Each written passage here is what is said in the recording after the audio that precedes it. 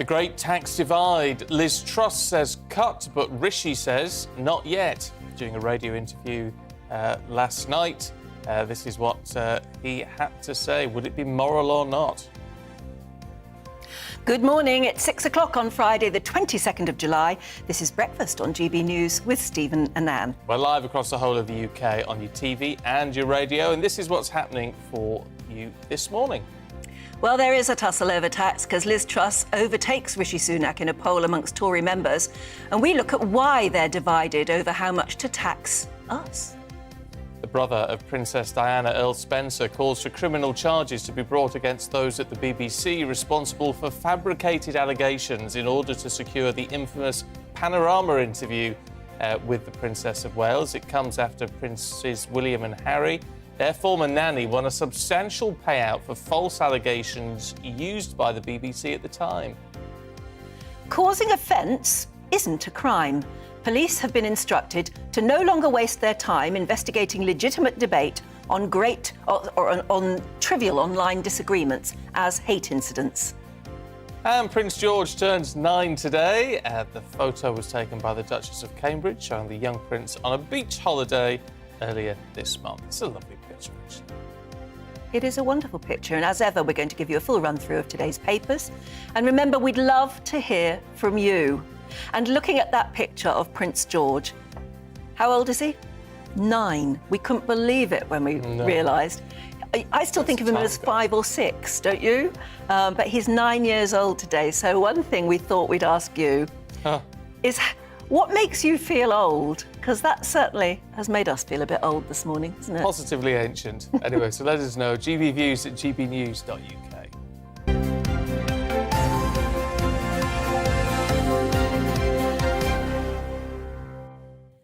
Yeah, it is a bit depressing when things seem to fly by so very, very quickly. You get that a lot, don't you, when you see relatives or friends who've got children, and the last time you saw them, they were a babe in arms, and suddenly they're walking, talking and being naughty around you, and you think, my goodness, where did the years go? Or 6'3". Oh, yes, that's a lot, yes, towering over you. When they shoot up, they shoot up. It is a bit, well, is it depressing? I don't know. It's just that realisation. I remember my parents saying donkeys years ago that they still felt like teenagers. Oh, you do, inside. And now I understand it.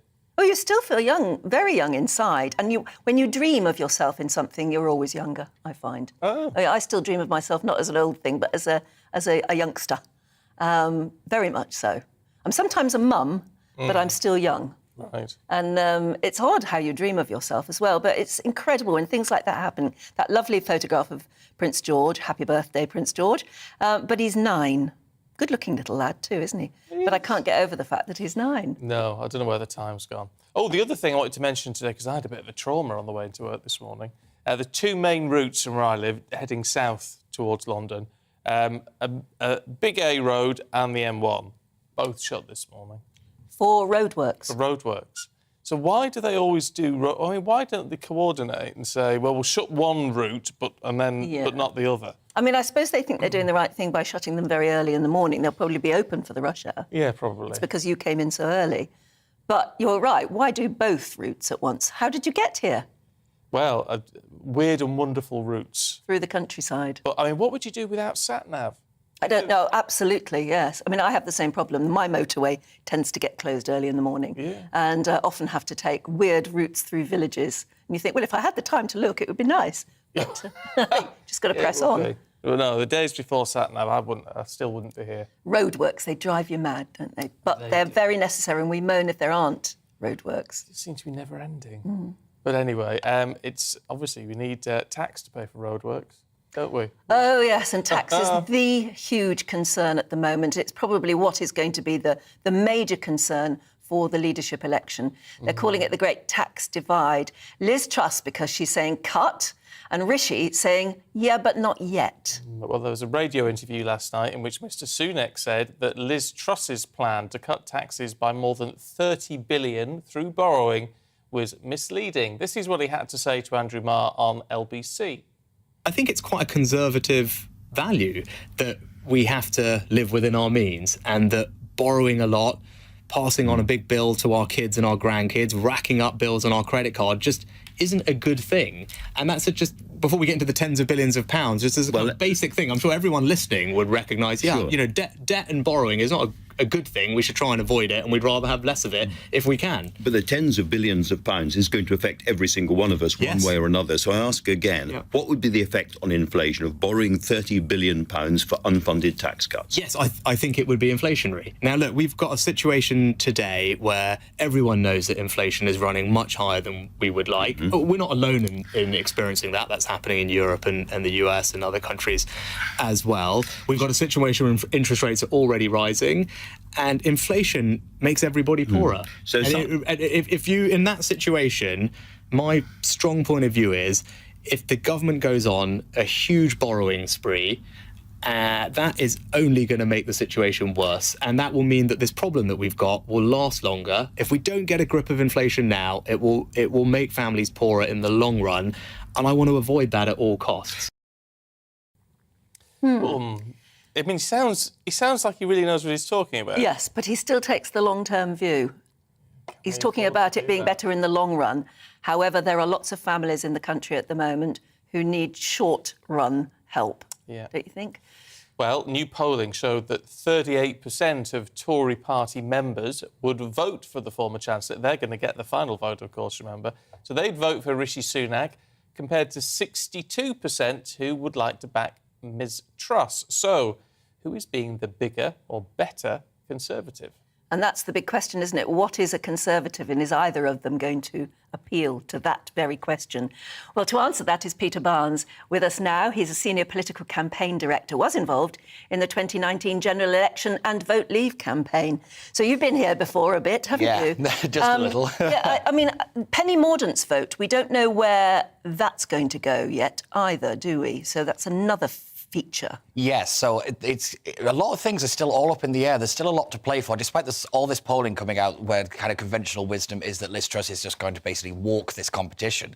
I still think somewhere in my gut there's a feeling that people may stick with Rishi because, as you said, he sounds like he knows what he's talking about. He comes across a little bit more prime ministerial, I think, and I think he kind of gets the issue. But like you said, he does take this long-term view, and I think there's a lot of people in the country right now who need the immediate help, and Liz Truss seems to be offering something a little bit different, and sometimes different is often appealing if you're the one that's struggling the most. Is there a problem with the fact that Rishi presents it as a sort of fait accompli, if you like? This is absolutely what has to be done.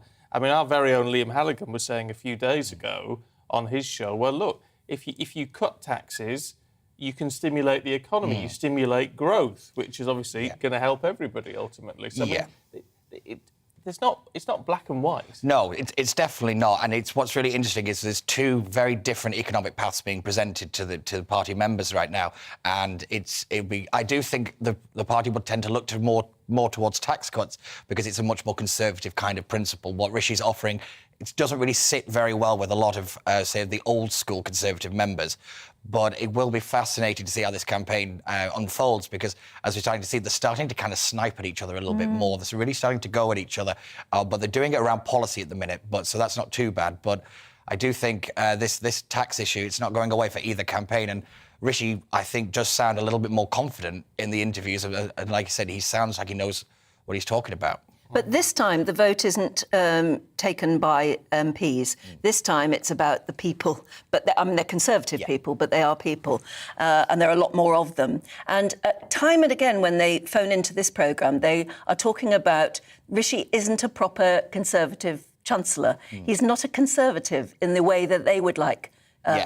And maybe Liz Truss is more so, and that's going to be another big question, isn't it? It's one of Rishi's biggest problems is that he's not seen as a Conservative. It's one of those arguments I'm not a particularly big fan of because there's lots of different types of Conservatives.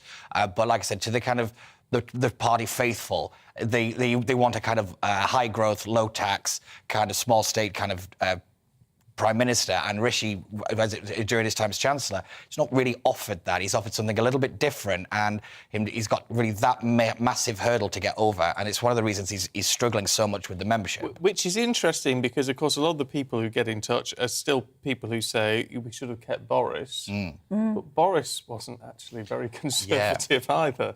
Yeah, no, I completely agree. It's one of those things I get called out quite a lot for saying that Boris was probably closer to Rishi Sunak in his kind of long-term views on things rather than like a traditional kind of Thatcherite conservative, which is what realistically is what Liz Truss is offering, a kind of like reheated Thatcherism from the 80s.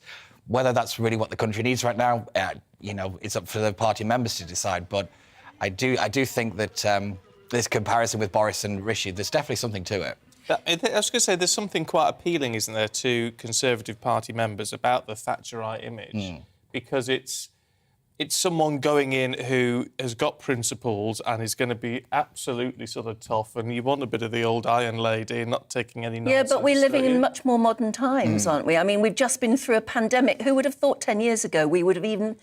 That word would even been part of our everyday lives, and now it is. And as you said, it's or as Rishi said there, it's not just us going through this cost of living crisis and these inflationary times. It's the rest of the world almost. Yeah, 100%. It's interesting that Liz Truss has kind of presented herself as Thatcher for quite some time now. There's that very famous photo where she recreated when Margaret Thatcher was in the tank. Like, she's been on a little bit of a PR campaign for some time now about trying to model herself, like when the blouse that she wore in the debate was the same one Margaret Thatcher used to wear. Little things like that is how she's remodelled herself in an attempt to kind of appeal to the party faithful.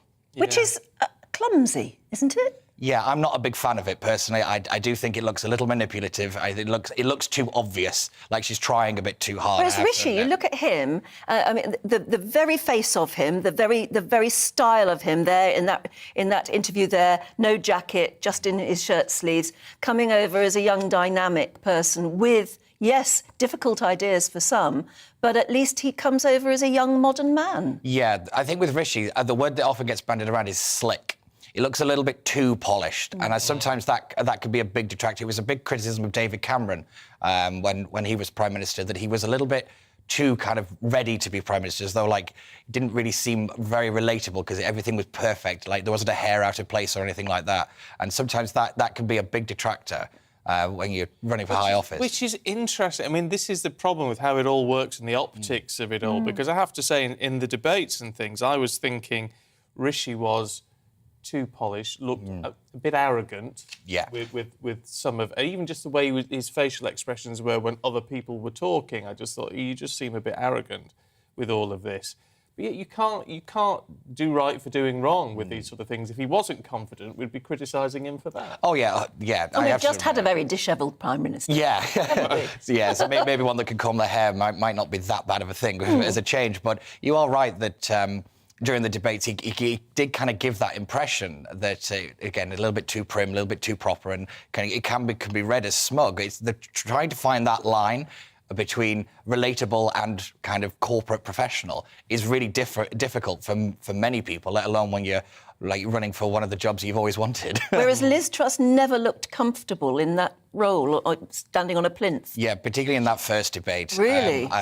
The phrase personality vacuum was often used, that she looked a little bit like Theresa May 2.0, a bit just didn't feel comfortable in her own skin. I thought she was better in the second debate, but I think she's still got a big problem on her hands on that front. But... Of course, we've got a debate coming up between the two of them, haven't we? Yes. On Sky, I think, tomorrow. No. There's a BBC. Oh, is it? Oh, no, it's a weekend. There's a BBC one, and then there's a Sky one. With just the two of them. That will be interesting to see how the dynamic has changed then, with not having a big row of them. Yeah, because then they've got more time to actually answer the questions, so they'll be under a little bit more pressure because they don't have to kind of give as much airtime to everybody. So it will be interesting to see just how much they can handle the brief, as we always say. But it's also a very difficult. We sort of just assumed, don't we, that the politicians, therefore we can shove them in front of a camera and face that sort of questioning and a live audience and all the rest of it. Actually, it's not that easy to do. Yeah, but they're going to have to do Prime Minister's questions with PM and all sorts of things. But isn't that slightly different when you're in the House and it's a different environment, isn't it? Terrifying on both sides. Usually you've got 300 people with a knife sat behind you. I always say, whoever can command the House of Commons commands the country. If you can actually get through Prime Minister's questions, you're one of the very few people that can do it. Because Tony Blair used to say it was the most terrifying thing he'd ever done. Yeah. And he used to have to do it twice a week. Yeah, he did. Maybe they'll bring that back. No, I don't. It'd be foolish to bring that back, wouldn't I know. they? I have to sit and watch it. But we every are week, one of the but very few countries that ever puts our leader through that, aren't we? Yeah, most parliamentaries do it. Canada still do it, but theirs is a little bit different. But in the way that we do it is very unique. But again, like you said, but anybody thinks you can just get in front of a TV camera and just answer these questions. It's not that easy. It's really not. No. Not when everybody's dying to catch you. Yeah. Well, They're dying to trip you up now. Peter, thank you. Good to see you. Thanks. Now, I am a bit of a hankerer for the old days, as Maggie had it, with 2 p.m. queues, Tuesdays and Thursdays, 15 minutes each. Yes. I quite liked that. Well, I like it now, tuning in on a Wednesday to see it. I always do, to see how they do. But twice a week it really does stop you doing anything else, doesn't it, I would have thought? Because you're having to gear up for it all the time. Make sure you know what's happening. Tony Blair, I know, said that it was absolutely terrifying when it came down to once a week. It was a little bit more manageable, but lots of other countries simply don't do that to their leaders. I think it's quite healthy that they do. Oh, I think it's healthy. Yeah, whether it gets us anywhere or not. Absolutely. Absolutely. But anyway, let us know what you think. Especially if you have got a vote in this election, which side are you going on? You want to see sort of fiscally responsible, as Rishi would position in the long himself, term, or immediate tax cuts and being more conservative, traditionally conservative, as Liz Truss would have it? What's swaying your opinion this morning? GBNews at gbnews.uk. Let's bring you up to date with the headlines then at 6:16. And Liz Truss has widened her lead over Rishi Sunak in the race to replace Boris Johnson. A new poll of Tory members by YouGov put the Foreign Secretary 24 points ahead of the former Chancellor, just a day after the pair made it through to the final runoff in the leadership contest. Witnesses claim Donald Trump ignored advice to try and stop the Capitol Hill riots. A congressional hearing has heard that the former president watched the event on television for over 3 hours before calling on his supporters to end the violence. Of course, that was in January last year. Meanwhile, President Biden says he's doing great and keeping busy after testing positive for COVID. Mr. Biden, who's nearly 80, says his symptoms are mild and he'll work in isolation for the next 5 days. Commemorations have been taking place in Belfast to mark 50 years since Bloody Friday. 9 people were killed and more than 130 injured in around 20 bombings by the Provisional IRA during one single day in 1972. A new photo of Prince George has been released today to celebrate his 9th birthday. In the snap taken by his mum, the future king is wearing a polo shirt and a beaming smile.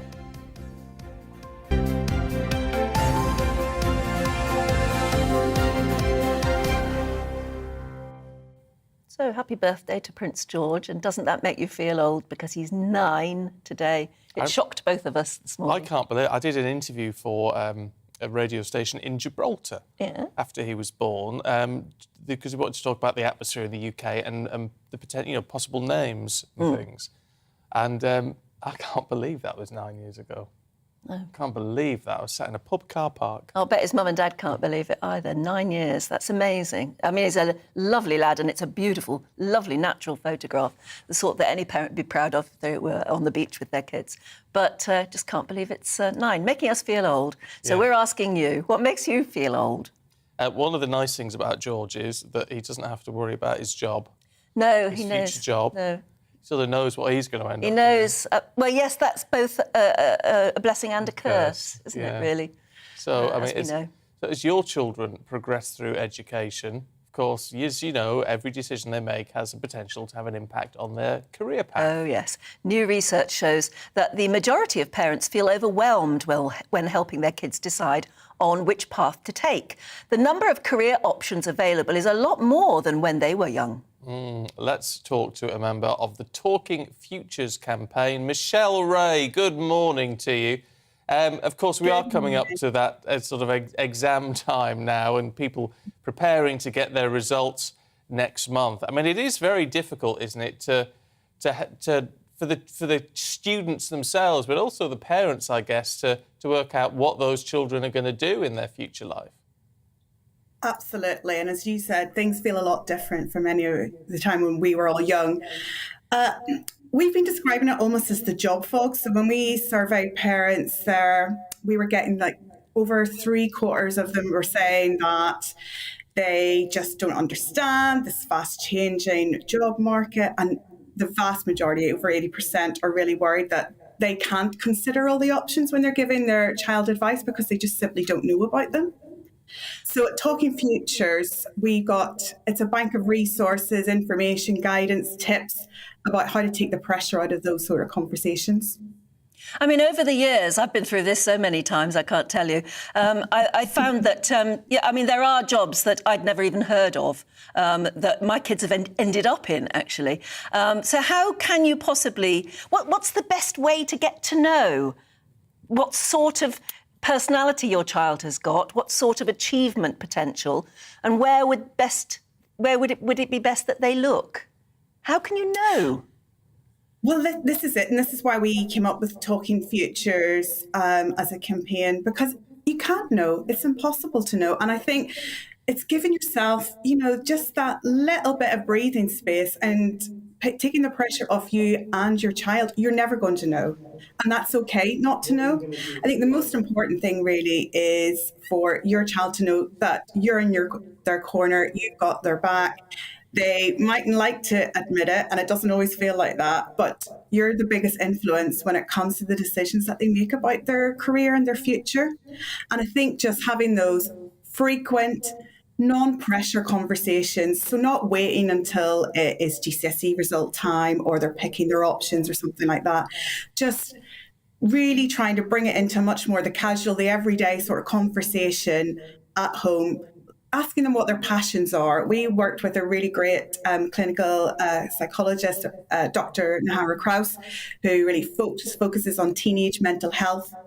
And what she tells us is that this won't be surprise to anybody who's got a teenager at home, their brains are just hardwired for reward. It's all about them. They want to talk about what they're passionate about. So really sort of anchoring the conversations about what they enjoy, now that we've come to the end of the year, maybe it's like looking back, what was the most fun thing that you did this year at school? What did you really get the most out of? So rather than really trying to ramp up any of the worry and the anxiety about the unknown, the future, just those small little tidbits of conversations here and there hopefully take the heat out of the conversations. We're talking about careers. Is that a bit misleading in a sense? Because some people do have careers. A lot of people, if not the majority, have a job. And we tend to look down on that perhaps a little bit when we're talking about career futures. But, I mean, we need the people who are just going to have a job, don't we? They're what keep the country running. Well, I think that's exactly it. And I think the reason why we talk about careers a lot, that really is the way it's talked about at school. So there's the career guidance, the career counsellor, the careers lead at school. And we really do encourage parents as much as they can to get to know what the schools offer. It's by statutory guidance now, all schools must have a careers plan. They will be sending information out to teachers talking about careers. But you're absolutely right. And especially nowadays, there's no such thing as a linear career plan. That's why we call it Talking Futures as well as the campaign. It's about your child's life, their future. It's the job that they maybe want to do straight after school. It's that ongoing step by step and really looking at it, breaking it up into those small constituent parts. And really a career is that, isn't it? It's a series of jobs. Oh, yeah, no, it's a fair point. Look, really good to talk to you. Hopefully, Michelle, some people will look into what you're doing as well to give them a little bit of guidance. Thanks very much indeed. Yeah, thank you so much. Did you ever have career advice? Yes. And what did they say you should do? I did, and it was some sort of weird computer program or something that you had to do. And it gives you a readout. It gives you a readout. Oh, all of my sons had those. Yeah, because I remember I went in and said I want to do something that's got something to do with media and technology, and because they're all my what I love. And it came out saying I should work in a rubber factory. What? Why? I don't know. And why a rubber factory? And it just seemed to be the thing, working in a rubber factory. And where I lived, in Furness, there weren't any rubber factories. I don't understand why you would have been guided towards one then. It was a total waste of time. Yeah. We were sitting there saying, what does this No, mean? and frankly, because we had that readout for every one of my sons, total waste of time for every one of them. In fact, it was quite depressing, really. Yeah, nothing that sparked my interest at all. But in this line of work, you know what it's like. You say, well, I'd like to get into radio or television, or I mean, But I just think say, oh, you can't do that. no, that's right. No, that's for other people. Yeah. I think the other huge, almost more than thinking of a career, is thinking whether you want to go to university or apprenticeship or something like that. Do you really want to be bogged down with an enormous student loan? I think that is a huge thing that affects kids nowadays. I think that's one thing they really worry about. Yeah. Whereas if you want to be a doctor, that you've got to go to university and you're going to build up a very big student loan. But if you want to go into something a little more practical, then I think you need to be looking at apprenticeships and thinking that way in, because funnily enough, I have a very good friend who did train to be a doctor in the end, but because he had to take a year out, he trained as a carpenter. Oh.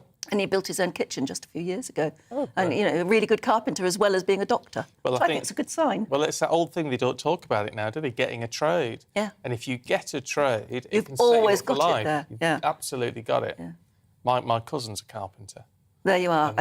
Or a plumber or a plasterer or something. You'll never be out. You shouldn't ever be out of a job, should you? No, it shouldn't be, because it's very hard to get hold of one. Very, very, very, very. And it doesn't mean you have to stay there doing that forever.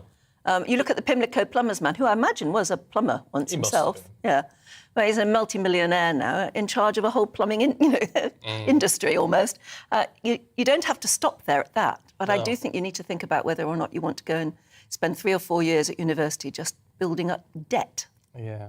And then it's something to fall back on if everything else goes pear-shaped, where you've They got always your used trade to to say fall that. back on. Have something to fall back on. Yeah.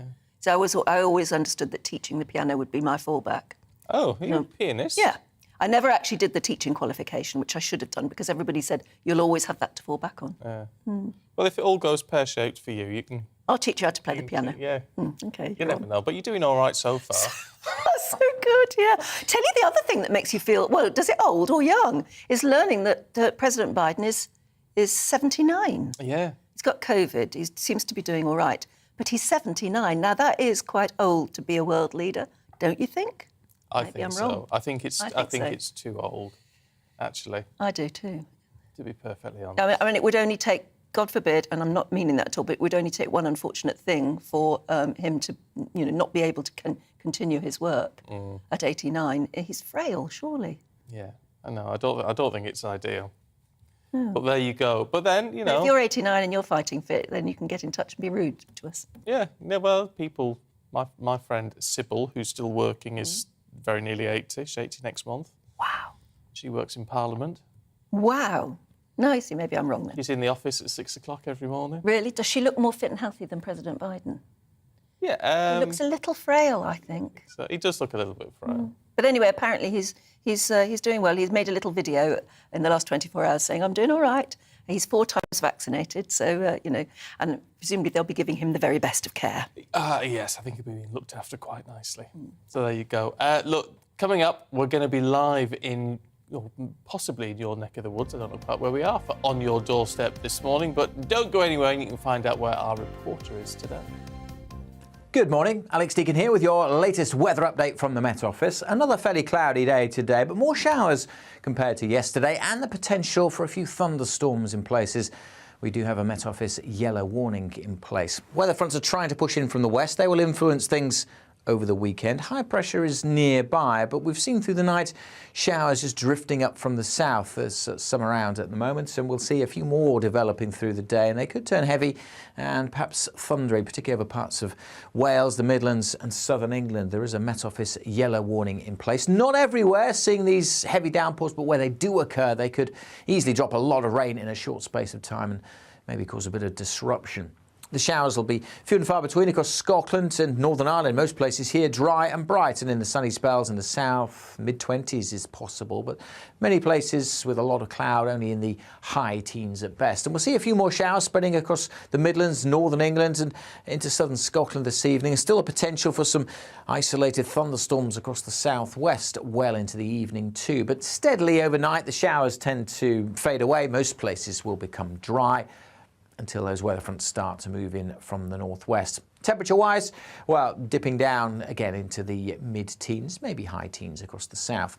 It will turn wet fairly quickly across Northern Ireland on Saturday morning. That rain will spread steadily into western parts of Scotland, West Wales, and eventually some rain turning up in northwest England. Not much for southwest England, much of the Midlands and eastern England set fair on Saturday, and the rain will take most of the day before it gets to the far northeast. And in the sunshine across eastern England, we're back into the mid or even high 20s. The winds will be picking up, though, as the rain pushes in from the west, and that will make it feel a little cooler. More wet and windy weather to come in the north and the west on Sunday, but more very warm sunshine to come across parts of southeast England and East Anglia, where temperatures could reach 30 Celsius.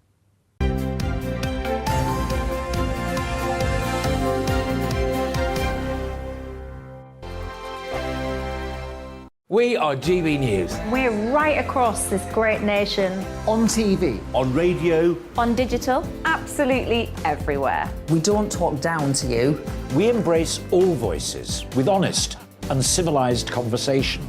We are not part of the establishment. We're one of you. And we're only getting started. Join us on GB News, the People's Channel. Britain's news channel.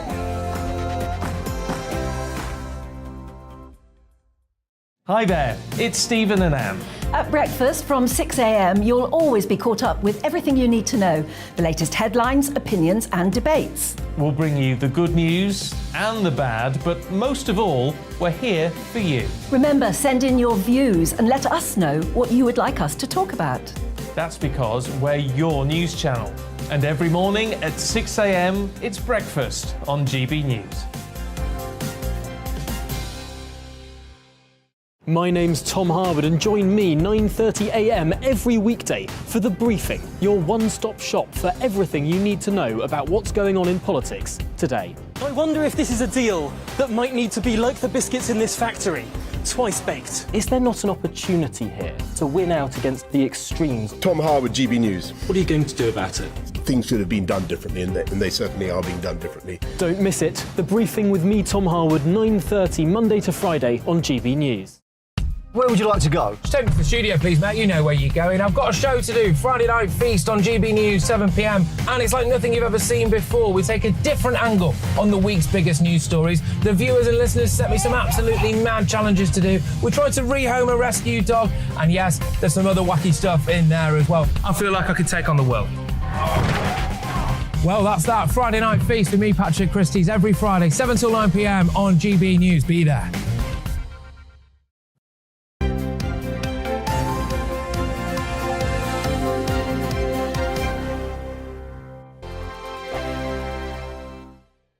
We are GB News. We're right across this great nation. On TV. On radio. On digital. Absolutely everywhere. We don't talk down to you. We embrace all voices with honest and civilised conversation. We are not part of the establishment. We're one of you. And we're only getting started. Join us on GB News, the People's Channel. Britain's news channel.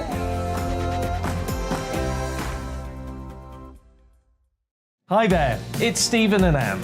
At breakfast from 6 a.m, you'll always be caught up with everything you need to know, the latest headlines, opinions and debates. We'll bring you the good news and the bad, but most of all, we're here for you. Remember, send in your views and let us know what you would like us to talk about.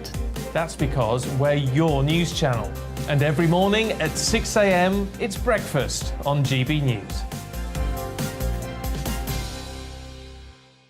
My name's Tom Harwood and join me 9:30 a.m. every weekday for The Briefing, your one-stop shop for everything you need to know about what's going on in politics today. I wonder if this is a deal that might need to be like the biscuits in this factory, twice baked. Is there not an opportunity here to win out against the extremes? Tom Harwood, GB News. What are you going to do about it? Things should have been done differently, and they certainly are being done differently. Don't miss it. The Briefing with me, Tom Harwood, 9:30 Monday to Friday on GB News. Where would you like to go? Just take me to the studio, please, mate. You know where you're going. I've got a show to do. Friday Night Feast on GB News, 7 p.m. And it's like nothing you've ever seen before. We take a different angle on the week's biggest news stories. The viewers and listeners set me some absolutely mad challenges to do. We tried to rehome a rescue dog. And yes, there's some other wacky stuff in there as well. I feel like I could take on the world. Well, that's that. Friday Night Feast with me, Patrick Christie's, every Friday, 7 till 9 p.m. on GB News. Be there.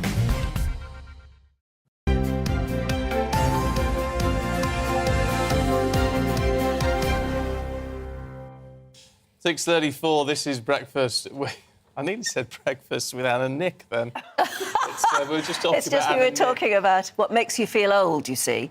And I said what made me feel very old was that Stephen did work experience on Good Morning with Anne and Nick. Yeah, at Pebble Mill. Yeah. He used to sneak onto the set and pinch things.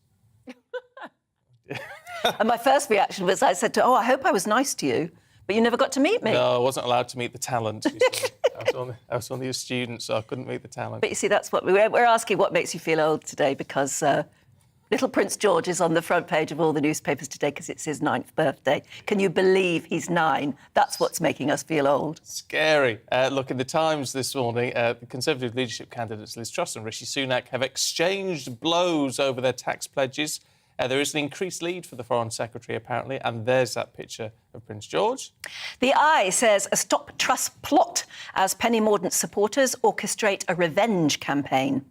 The Express has the BBC apology over the Panorama smears, saying, "We let Diana down." The Mirror adds that the police should now charge the culprits behind the Bashir interview. Channel migrants who triggered alerts on security databases have been allowed to vanish without fingerprints or photographs being taken, according to the Mail. And the eldest son of Big Brother star Jade Goody has landed a role in EastEnders. Bobby Brazier, 19, joins the BBC One soap cast as a mischievous member of the Slater family this autumn. Now, that makes you feel old. That really does, because I knew Jade, and I can't believe her son is now... Let's hope he has a really good career as an actor. You see, that makes you think, how long is it since she died? A long time. Do you know, and she was a lovely girl. I know she was controversial, but she was a lovely girl. She had a big heart. Yeah, I can believe it. I can believe it. But let's have a look through the papers this morning with the author of Secret Britain and oh, that's new, and anthropologist Mariana Hotta. Have you insisted? Is that your rider now? No, I didn't insist. I was asked. Oh, really? And it's and why available not? to buy, and it's an excellent book. Good, I'm sure it is. Yeah. It's really good. Recommend your own work. 75 or so different artefacts and sites of amazing archaeology around Britain. Yeah, all right. No, I like the sound of that. Sounds really good. So I'm very proud of it, so you should go and buy one. Yeah. Excellent, thank you. A free one would be nice. Author and journalist James Bloodworth is here as well. Good morning. Good morning. Morning. Sorry, James has to plug something as well now. Surely. I have a book called Hired. It's a very good read. I'm sold on your book. So yeah, we should do a book swap. We could do a book club. I've got a book. Oh, of yeah, you poetry. write poems, don't you? Yes, there you go. You can check What's it yours out. called? Where do we buy it? It's called Love is Beauty. Love is the Beauty of the Soul. Oh, he's such a romantic. Yeah. However, shall we get down to brass tacks? Let's. Because the leadership election is never far away, and you've chosen that from the Times, I think, James. Yes, so Rishi Sunak and Liz Truss are trading blows over whose tax policy would be better for the country. So Sunak, the former Chancellor, he's accusing Liz Truss of basically unfunded promises of 30 billion tax cuts, which he's saying will cause inflation to rise. Most of the financial experts, tend to agree with Rishi Sunak on that. But Liz Truss is also countering by saying that Rishi Sunak's policy, his failed economic policy, will lead Britain into recession and make it very hard for the Conservatives to win the next election. What do you reckon, Marianne? Well, I mean, I think it's interesting at this point because there's two very different views on what we should do in order to help the UK economy. Do you keep taxes high? Do you follow through with that implementation of the national insurance hike? You follow through with the rise in corporation tax? Or because you need to, actually keep inflation down, you need to keep those that money coming into the Treasury to keep those services running? Or, like Liz Truss is suggesting, you borrow in order to provide tax cuts for people, which potentially gives them more money to spend, but could increase inflation. Does Rishi Sunak? It could grow the economy. Does Rishi Sunak's policy cause stagnation because everyone's going, I'm feeling the pinch, and you're taking more money off me? I actually don't know what the right answer is, but it's kind of interesting now because it's a genuine question about what is the best thing for the economy, rather than something that's about sort of party political infighting. But it's also about what's best for those people who are really struggling now, isn't it? Cost of living crisis, they have more money in their pockets. Yeah, I mean, I'm not a fan of Rishi Sunak, but I do think he has a point in terms of the biggest cost of living issue at the moment is inflation. So inflation is about 9-10% at the moment, and tax cuts. I mean, most of the experts seem to agree that tax cuts would be inflationary. Inflation would likely go up more. I don't think that the national insurance increase was the best tax rise, because that's hitting working people. There would have been better ways to raise income, I think, than that. But I think Liz Truss, I think, peddling this kind of fantasy economics, because she's also talking about mass savings from public services by cutting bureaucracy. I mean, this is something politicians always say, this idea that there's masses of bureaucracy that can just be cut. And I don't think there is anymore. I think David Cameron and George Osborne cut a lot of that in the past decade. And, I think she's peddling this kind of fantasy economics to win support. Which is going to appeal more to the people who have a vote? Well, and that's the Conservative the tax cuts, faithful. I think. The tax cuts probably, because it's much more of a sort of conservative heartland policy. But that's the thing that troubles me, that actually these are policies being peddled to appeal to, the 200,000 Conservative Party members, rather than what you actually want from a governing Prime Minister, which will say what is best for everybody in our country, what is best for our country on an international stage, not just will this appeal to people enough that I'll get the job, and then will this appeal to people enough that I'll keep my job when the general election comes up? Because when you make an economic policy like this, you actually want leaders who can show leadership based on evidence, based on the advice of experts, and they're planning 5, 10, 20 years in advance. Not then you would say Rishi Sunak, wouldn't you? Reaction. You would say Rishi Sunak because he's extolling more realistic about it. He's more realistic, but then you potentially face the risk of this stagflation, where you've got inflation, massive inflation and stagnation, which is terrible for everyone. Of course, this isn't just a problem that's that the UK is facing.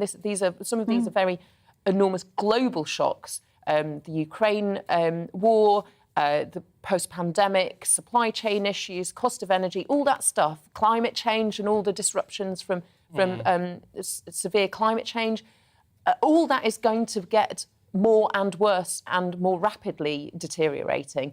And so we really do need leaders who can step up. And I do worry that both of them are kind of peddling ideas that, like you say, are either fantastical or more of the same. And you do wonder, surely there's a third way. I mean, between all the great economic brains of We're not going to hear that, though, are we? You might have said that, that would have been one of the other candidates. Well, it would be nice. We've got the two candidates, and we've got the Bank of England. What are they? Aren't they supposed to have? It feels a bit like the Conservative Party's run out of steam. It feels very similar to the end of the New Labour government, the 12 years ago, when a party just runs out of ideas after a governing party. Yeah. Do you think that's inevitable? Do you think that whatever the next general election will probably overturn everything? Probably, but I honestly don't think, particularly the people who are really feeling the pinch now, things are going to get much worse. We don't have 2 years to sort of zombie our way through. This is the problem. Where Rishi Sunak will go, things are a bit tough in Blackburn. I wouldn't be surprised if we do, though, because wages have been flatlining for a long time now, and we have just kind of zombied on through it, so it wouldn't surprise me if we do. And since 2010, so many of those public service, effectively sort of safety nets, have been stripped away.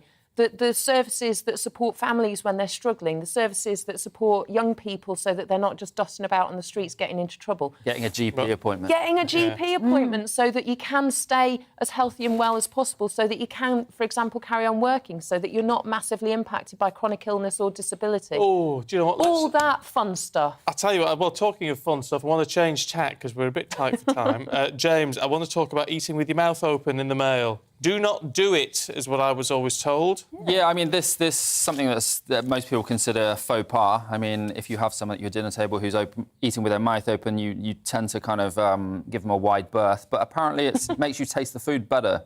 Food tastes better if you do that.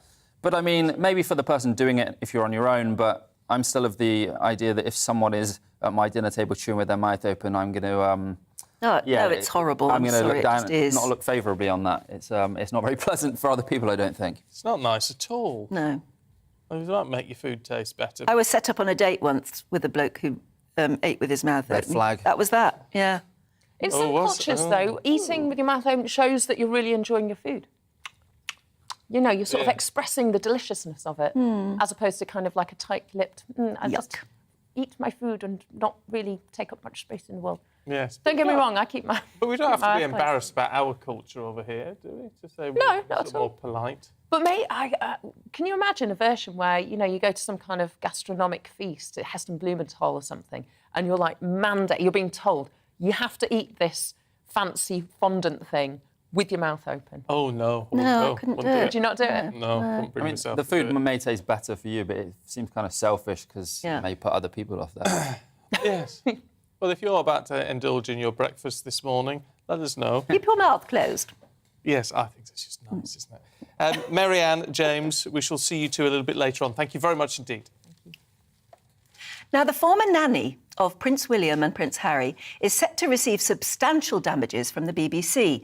The undisclosed sum was awarded following false claims made by Martin Bashir in his infamous 1995 Panorama interview with Diana, Princess of Wales. Well, Alexandra Pettifer, who we used to know as Tiggy Leg Burke, received a public apology from the broadcaster over fabricated allegations that she'd had an affair with the Prince of Wales while she was a personal assistant in 1995.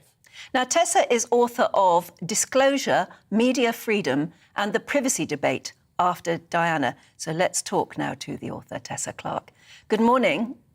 Thanks very much for joining us. I mean, the Tiggy Leg Book lie was only one of a number of lies that were peddled to Princess Diana in order to get that interview. What should be the repercussions now? Well, I actually think that it's a great shame that the BBC have caved in or have had to cave in to demands to get rid of and never show again the Panorama Diana interview in full. And to me, that is a real crisis of press freedom, because if we cannot scrutinise the powerful, if we cannot ask questions, and yes, sometimes the methods to get an interview might be, a bit unpleasant for some people. The fact is, if we can't do that, then the powerful, the royal family and others will get away with just presenting the image they want and not allow the public to question and journalists to research and get interviews of public importance. But and to me, that is not really how we should be moving forward in a democracy. Journalism is an important job because it holds truth to power. You know, it is a responsible job, despite the fact people don't often think about it in that way in the general public. However, as journalists, you can't just lie your way into an interview. You can't deliberately upset someone, whether it's Princess Diana or someone who lives next door. You can't peddle them lies just in order to get your foot through the door. Well, says who? I mean, I think this is a subject for great debate, it's true, but the methods of investigative journalists, of journalists trying to get access to interviews of enormous public interest. Don't forget, at the time, Princess Diana was divorcing the heir to the throne. It was very political and highly charged. It wasn't just a personal event. This was a matter of state importance. This was a matter of the princess leaving the royal family and also meeting up with the Labour Party government and doing very high-profile campaigns, for example, on landmines. Now, I'm not here to say whether that was good or bad politics or public works. I'm just here to say that this wasn't just a woman that wanted her privacy. This was somebody who was on the world stage, who herself was talking to journalists all the time about her private life. And this interview was watched by 23 million people at the time.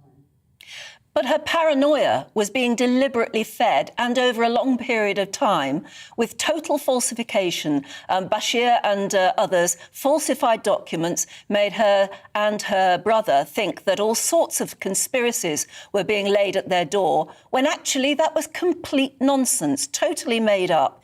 So he was feeding her paranoia. That surely is not the right way to get an interview. And punishments should go ahead, shouldn't they, for the sake of good journalism? Well, actually, what's very little reported at the moment with all this going on is that, Bashir, I don't know the truth or not of this, but he claims that he denies faking documents connected to the nanny. And he says that the notes made by Earl Spencer, some of them were actually Princess Diana's own words, her own feelings, whatever he was doing anyway. So, let's be clear about this. We cannot airbrush history and start removing a major piece of history, broadcast history by the BBC, this interview with Diana on Panorama, just because of the certain methods that plenty of journalists use to get interviews. And some of the allegations are denied anyway. So I think at the moment we have to ask ourselves, what sort of society do we want? Do we want a society where we do not start censoring major pieces of public broadcast history?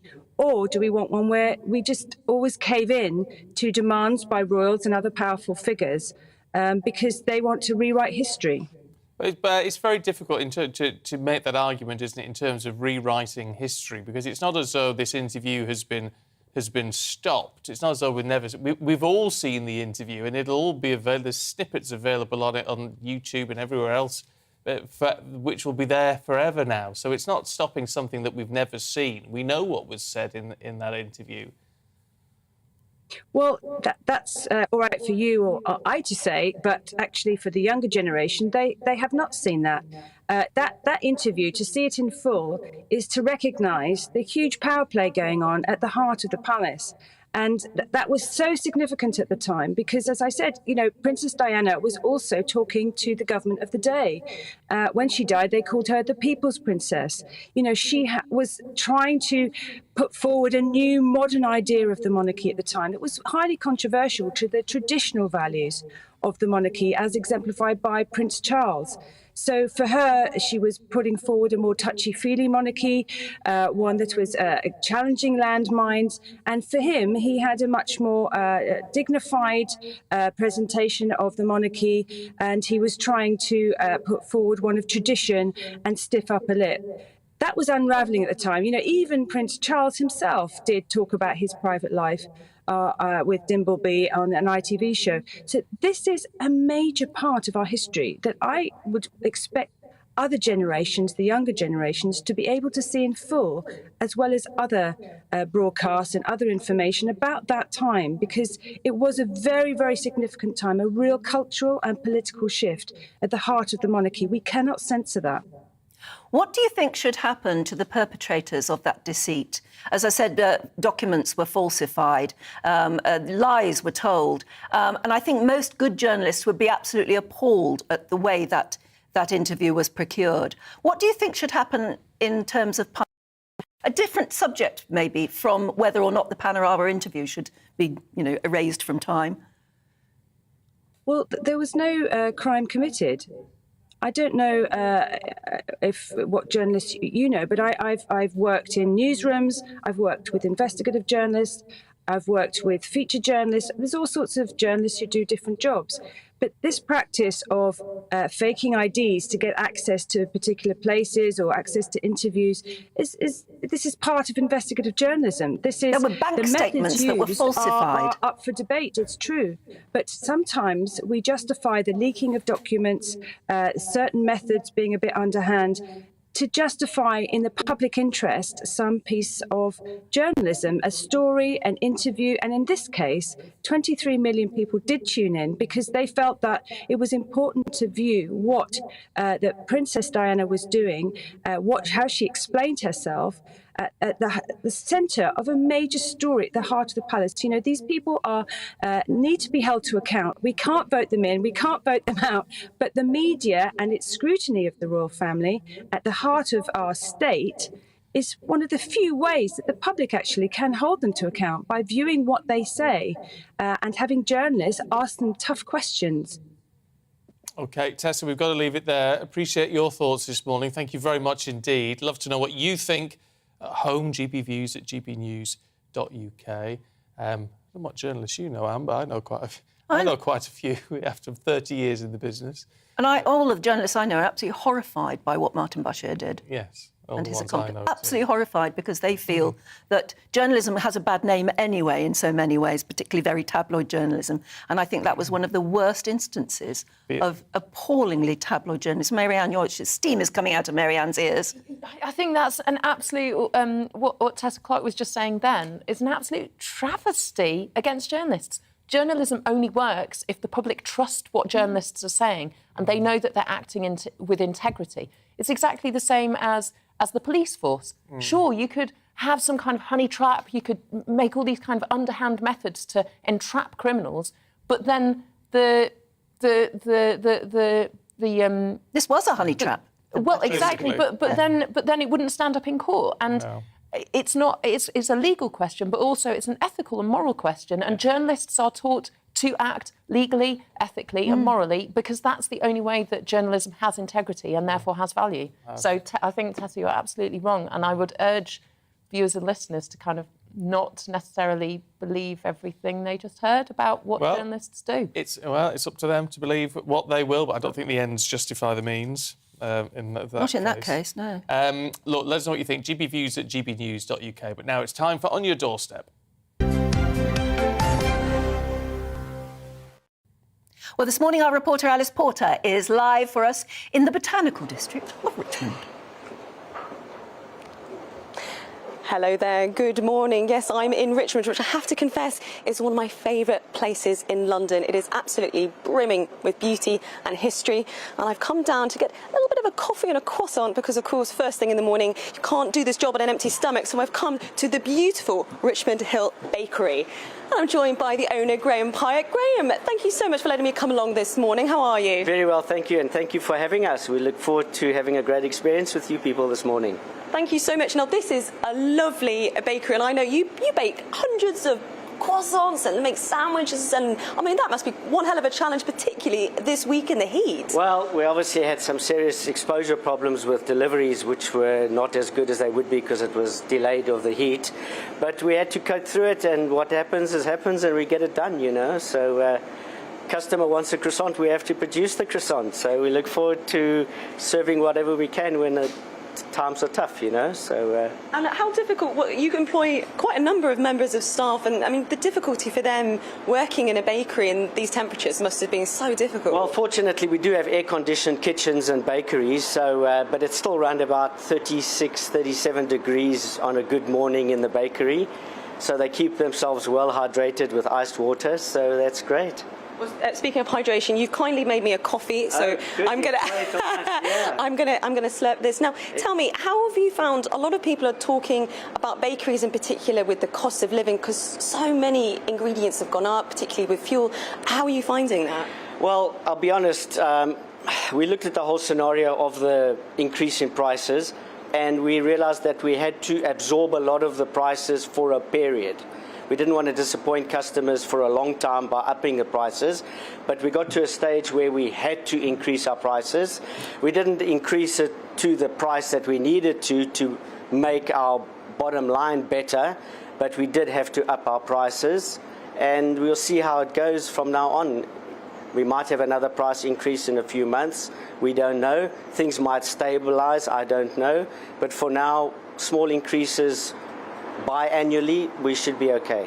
Well, good. I'm glad to hear business is going well. I have to say, it is such a lovely bakery and cafe to come into. And even though I know you're not open yet, we've already had customers come in. I can see one waiting outside. So listen, I won't take any more of your time. Thank you so much for joining us on GB News. I'm going to be popping around Richmond. I'm going down to the river next and may even have a little bit of a go on a boat. So I'll keep you updated, Stephen and Anne. Fabulous stuff, Alice. We'll catch you later. Lovely Thanks place very much. too. Yeah, do stay with us. Don't forget to tell us what makes you feel old. GBViews at gbnews.uk.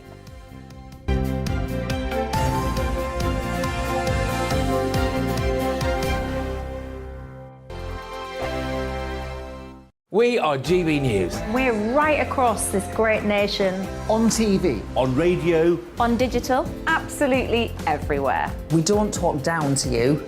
We embrace all voices with honest and civilised conversation. We are not part of the establishment. We're one of you. And we're only getting started. Join us on GB News, the People's Channel. Britain's news channel.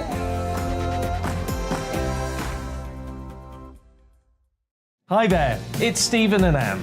At breakfast from 6 a.m, you'll always be caught up with everything you need to know, the latest headlines, opinions and debates. We'll bring you the good news and the bad, but most of all, we're here for you. Remember, send in your views and let us know what you would like us to talk about. That's because we're your news channel. And every morning at 6 a.m, it's breakfast on GB News. My name's Tom Harwood and join me 9:30 a.m. every weekday for The Briefing, your one-stop shop for everything you need to know about what's going on in politics today. I wonder if this is a deal that might need to be like the biscuits in this factory, twice baked. Is there not an opportunity here to win out against the extremes? Tom Harwood, GB News. What are you going to do about it? Things should have been done differently, and they certainly are being done differently. Don't miss it. The Briefing with me, Tom Harwood, 9:30 Monday to Friday on GB News. Where would you like to go? Just take me to the studio, please, mate. You know where you're going. I've got a show to do. Friday Night Feast on GB News, 7 p.m. And it's like nothing you've ever seen before. We take a different angle on the week's biggest news stories. The viewers and listeners set me some absolutely mad challenges to do. We tried to rehome a rescue dog. And yes, there's some other wacky stuff in there as well. I feel like I could take on the world. Well, that's that. Friday Night Feast with me, Patrick Christie's, every Friday, 7 till 9 p.m. on GB News. Be there.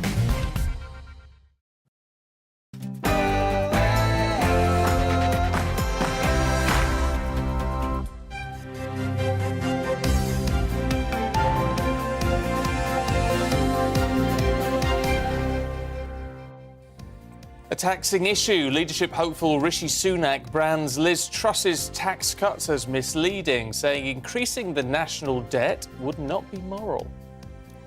Good morning. It's 7 o'clock on Friday, the 22nd of July. This is Breakfast on GB News with Stephen and Anne. As always, we're live across the UK. We're on your TV, your radio and online. And this is what's happening this morning. A tussle over tax. As Liz Truss overtakes Rishi Sunak in a poll amongst Tory members, we look at why they are divided over how much to tax us. The brother of Princess Diana, Earl Spencer, calls for criminal charges to be brought against those at the BBC responsible for fabricated allegations in order to secure a Panorama interview with the Princess of Wales. It comes after Prince William and Prince Harry's former nanny won a substantial payout for false allegations used by the BBC at the time.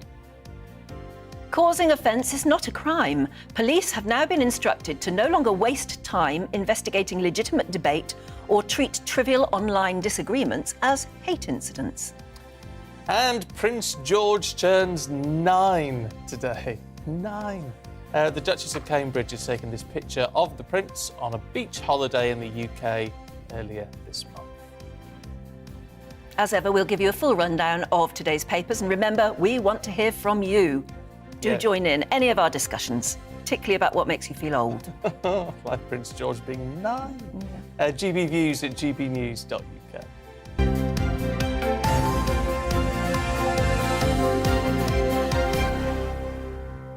Dear, I shouldn't have asked, No, should you I? shouldn't have asked because you knew you were in for trouble with I this didn't one. realise.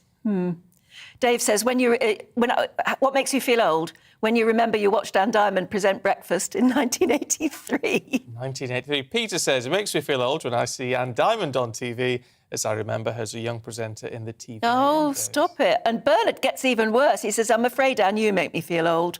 When I think of watching you and Nick and watching you now, looking all grandmothery. I'm now in my mid-70s and watching you both of them in the morning makes my day. Well, that's nice, thank you. Oh, Bernard. Grandmothery, excuse me. That's not true. Yeah. You don't look grandmothery. Thank you. Mind you, there's nothing wrong with being grandmother. No, absolutely.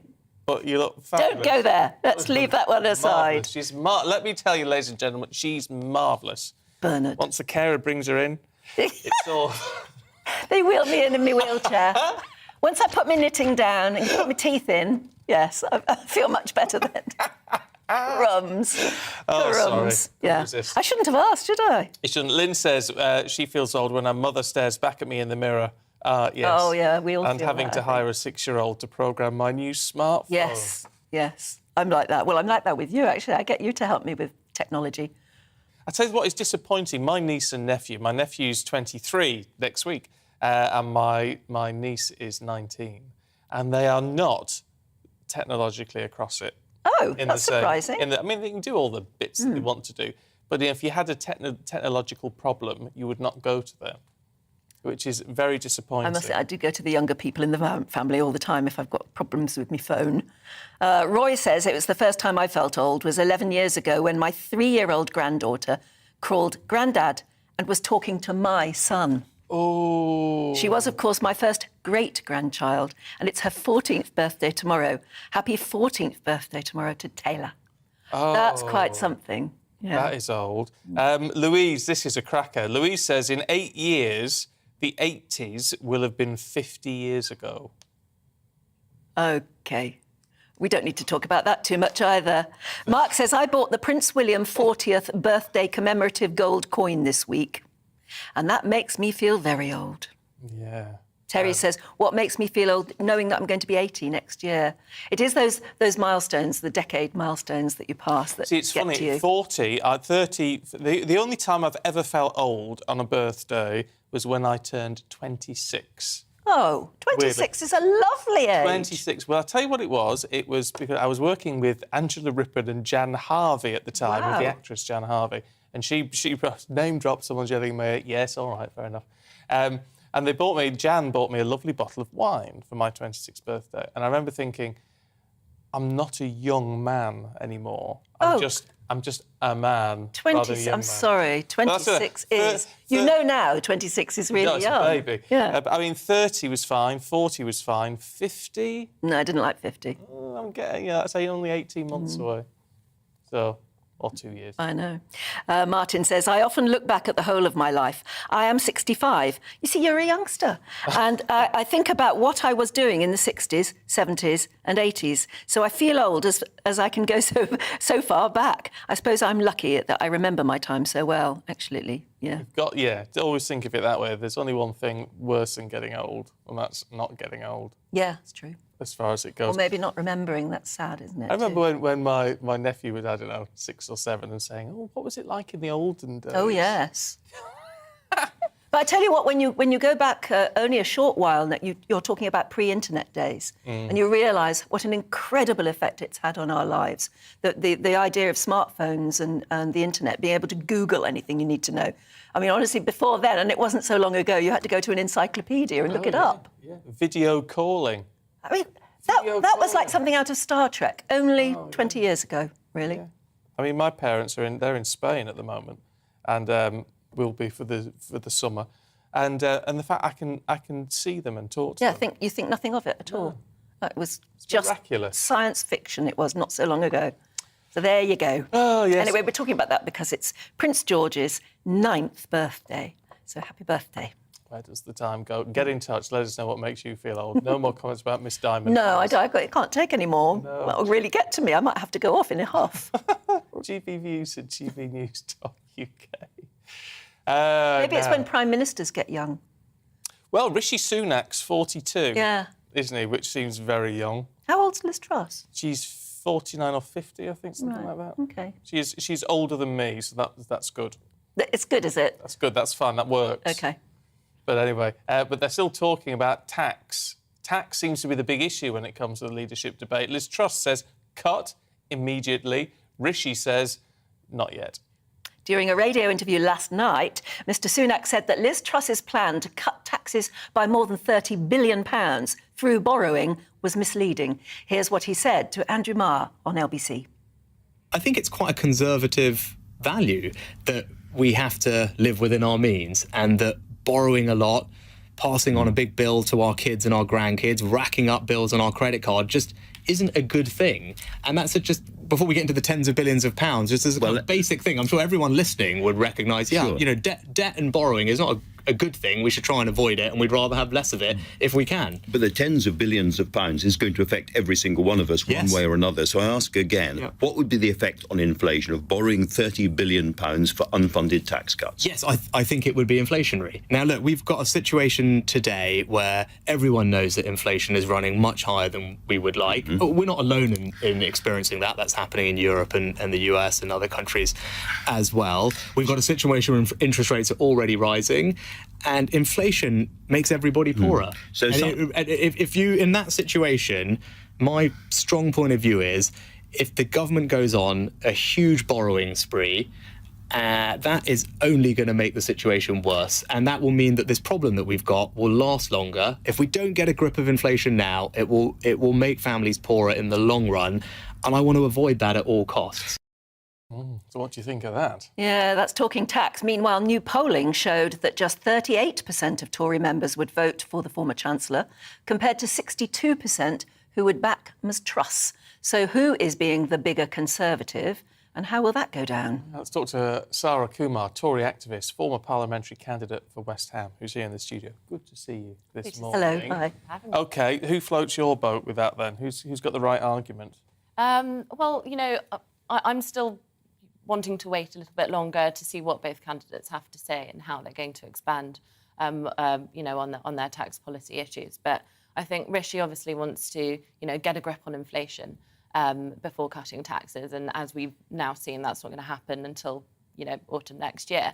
And then we've got Liz, on the other hand, who, you know, wants to go on this kind of tax cut fairy tale journey. And I think that it's going to be crucial, really, for members in the next month to listen to what both of them have a plan kind of long term. There's a desperate need, though, for a lot of people in this country to get some relief now. If Rishi Sunak wasn't dealing with half the population who are absolutely struggling at the moment, perhaps he'd have more of an argument to say, well, you know, we'll do this, and then within a couple of years things will be better. It's no good for a load of people. I can completely understand that, and a lot of people are obviously... The number one issue here, I think, is the cost of living crisis, and of course inflation has everything to do with that.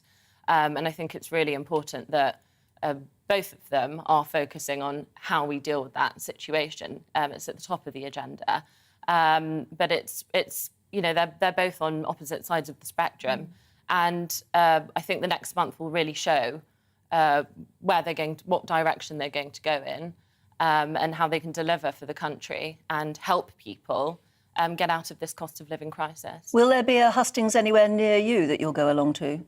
Yes, well, there's one in London happening at the end of August, so I hope to attend that. And there's various hustings going on across the country, and I know that the membership are looking extremely forward to engaging with both candidates. And they're both very personable people. You know, they're both approachable. That's both of their strengths. And I am really looking forward to kind of the positive campaign that I think will come out of this over the next month. Do you really think? Well, I think so, yes. I think that, you know, whatever's happened in the last couple of weeks will slowly be put aside. At the end of the day, they're both Conservative Party members. They've got to move forward with, you know, taking us as a strong party and moving forward. It's interesting that you used the word fairy tale when you were talking about Liz Truss's ideas for tax. And that came from Rishi Sunak, and it's stuck, hasn't it? It has stuck, exactly. It has stuck, and a lot of people are, you know, I guess, from my knowledge, as a Tory activist, a lot of people in the membership are supporting Rishi based on the fact that, you know, he's been the Chancellor, he's trusted with the public purse, he knows what he's doing. He's got us into this mess, some would say. Yes, some would say that, but you know, with every government, you're going to have these struggles, and I think that both of them have a chance to really take us out of the situation that we're in at the moment as a country. What happens at these hustings? Because these is Tory party faithful. These are members. Yes. So it won't be that huge, will it? There won't be that many people. Once they've been interviewed on stage, as it were, or in front of everybody, do you get a chance to actually talk to them personally? Usually after these hustings, you know, they come around and they speak to people, you know, shake hands and thank everyone for coming. But they do take personal questions as well. Sometimes they're pre-submitted, sometimes they're not. I'm not actually too sure what the party's planning on how they're going to lay out these hustings down to a T. But yes, you know, there is a chance to speak to them and a chance to follow up on what they've said. You know, they've already been going to hustings in the last couple of weeks with various other organisations and have from what I've heard, have been extremely approachable. So, how persuadable do you think people are? How persuadable are you at this stage? Or have you really... I mean, you might not want to say on camera, I understand that. Yeah. But have you sort of made up your mind? In all honesty, not yet. I really want to see what both of them, have got to give in the next month. And I think that a lot of members are feeling the exact same way. Obviously, people have their favourites and who they've wanted in this entire race. But now we've boiled down to Liz and Rishi. And it's really time to see what they've got. And now, the lens are really focused on them. And they know that. So it's their time to shine. We're at the end of a sort of parliamentary cycle, in a way, when a government has been in power for so long, and we've seen this time and time again, we get to this sort of point, and often it's approaching a big change of party in government. You often see that. Does that not sort of persuade perhaps some people that we need a sort of proper change? The whole fresh start that Penny Mordaunt and Tom Tugendhat were talking about. Well, we're not going to get either of those now. But wouldn't Liz Truss be perhaps a fresher start, someone who's not been quite at the top of government in the same way as Rishi Sunak has been? Well, she served in the cabinet for, yes, a long time. Yes, but Chancellor and PM are, in some respects, a bit interchangeable, aren't they? They're very much numbers 1 and 2. Yeah, well, I think both of them stand a good chance of giving us a fresh start, as you say. I don't necessarily agree with the fact that Liz would be, more of a fresh starter than Rishi. I think that essentially they've both got to be given the chance to do that. So, let's see what they've got to give us. Well, it's one or the other, isn't it? Yeah. Yes. It's now. That's where we are now. OK, Sarah, good to talk Thank to you. you. Thank you very much indeed. Thank you. Let's bring you up to date then with the latest headlines. As we've been discussing, Liz Truss has widened her lead over Rishi Sunak in the race to replace Boris Johnson in number 10. A new poll of Tory members by YouGov put the Foreign Secretary 24 points ahead of the former Chancellor, just a day after the pair made it through to the final runoff in the leadership contest. Witnesses claim Donald Trump ignored advice to try to stop the Capitol Hill riots. A congressional hearing has heard the former president watch the event on television for more than 3 hours before calling on his supporters to end the violence in January last year. Commemorations have been taking place in Belfast to mark 50 years since Bloody Friday. 9 people were killed and more than 130 injured in around 20 bombings by the Provisional IRA during a single day in 1972. And as we've been talking about all morning, a new photo of Prince George has been released today to celebrate his 9th birthday. In the snap taken by his mum, the future king is wearing a polo shirt and a beaming smile.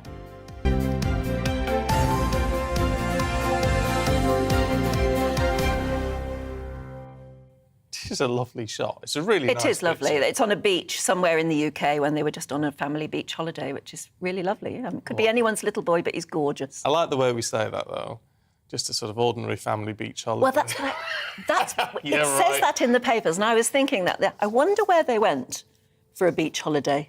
It'll have been somebody's private beach, surely. Oh, surely. If they turned up on Bournemouth seafront, that would cause a riot, wouldn't it? Oh, it would do. You'd have to cordon the whole thing off. Yeah. It must be sort of, in some respects, horrible being a royal. Oh, I don't know. They'll know lots of people with private beaches where lots of families and friends can gather.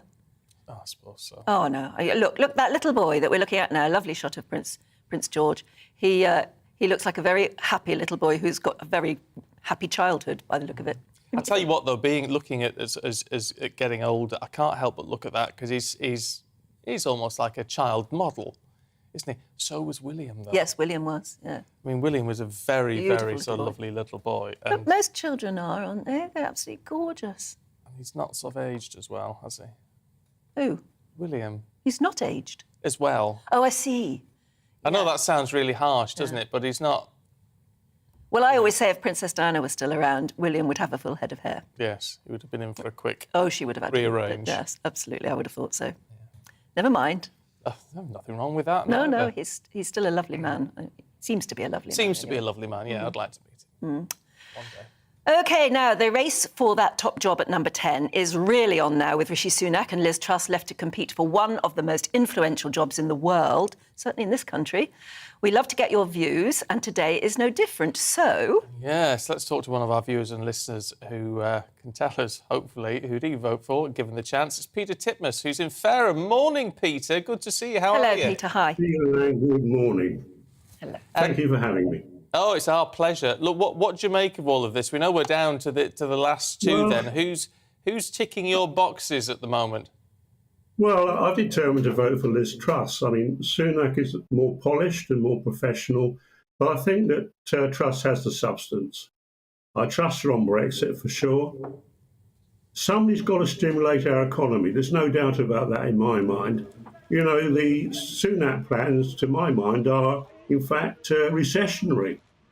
If you're going to put up corporation tax from 19 to 25%, and you're going to put up national insurance, what companies will continue with their R&D? Are they going to continue to employ new people? So I don't know where it's coming from, really. I look forward, in fact, to I'm quite excited by the thought of Liz Truss with maybe Kemi Badenoch as Home Secretary and Suella Braverman as Attorney General. I think we can sort immigration on that basis. I think we can, frankly, try and stem some of the wokeness in our institutions, and indeed even in parts of government. I'm really talking about the civil service when I say that.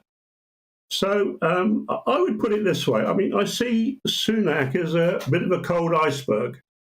There's only 1/8 of him can be seen above the water, and you can't be sure where he's heading. In Liz Truss's case, I think she's more like a friendly duck. You've got 7/8 above the water, and she doesn't stray too far. The problem with Sunak, as I see it, is that you never know what's going on under the water. So I have severe doubts about Rishi Sunak. Are you a paid-up Conservative Party member? Will you get a vote? Yes, I've been a party member since the early 80s. I heard you talking about Donald Truss and being 79. I'm 76, and I don't think my years have got not a long time to go. I think I've got plenty of time to go. Yes, I've been a party member since the 80s. I was a Conservative activist in Maidstone in Kent. And when we selected Anne Widdecombe as our MP, that was in 1987. So I would probably describe myself as a bit of a political junkie, quite frankly. I tell you what intrigues me, Peter, is I know from our notes that you thought Boris was quite a good leader, but are you seeing Liz Truss as being more conservative than Rishi, and then therefore ultimately really more conservative a potential Prime Minister than Boris Johnson ever was? Well, I think the trouble with Boris, I mean, I have a high regard for Boris. I can see his attributes, but he's not a leader. He's not able to form a vision, inspire the team, point them in the right direction, and deliver. If you want somebody to win an election for you, it's Boris Johnson. If you want somebody who's erudite, it's Boris Johnson. If you want somebody that people like, it's Boris Johnson. But when it comes to running the country, I've realised he's not the man. And I'm very disappointed in that. In fact, I'd put him to the left of Tony Blair. This Tory government has been to the left of Tony Blair. It's not being conservative. Conservatives are about cutting taxes. They're about law and order. They're about improving the health service.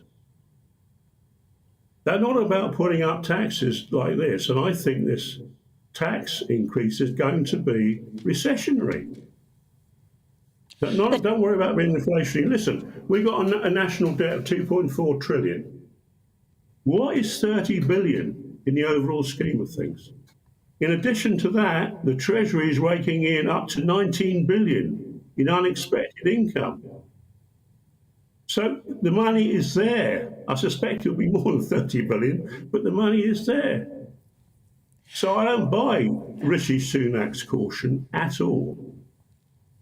The problem is that one of these two candidates not only has to be a good leader for the next year or so, but has to be able to win a Conservative general election, or at least a general election for the Conservatives. Do you think either of the candidates has got the personality to do that, or do you think it's inevitable? I think at the end of the day, it's policies that win general election. It's delivering to the people's agenda.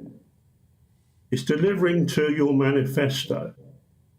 If you can't do that, you've got no chance. So providing the leader isn't a total disaster, another Starmer, for example, then I think that's fine, providing we deliver on the promises we made to the people. And we are Conservative.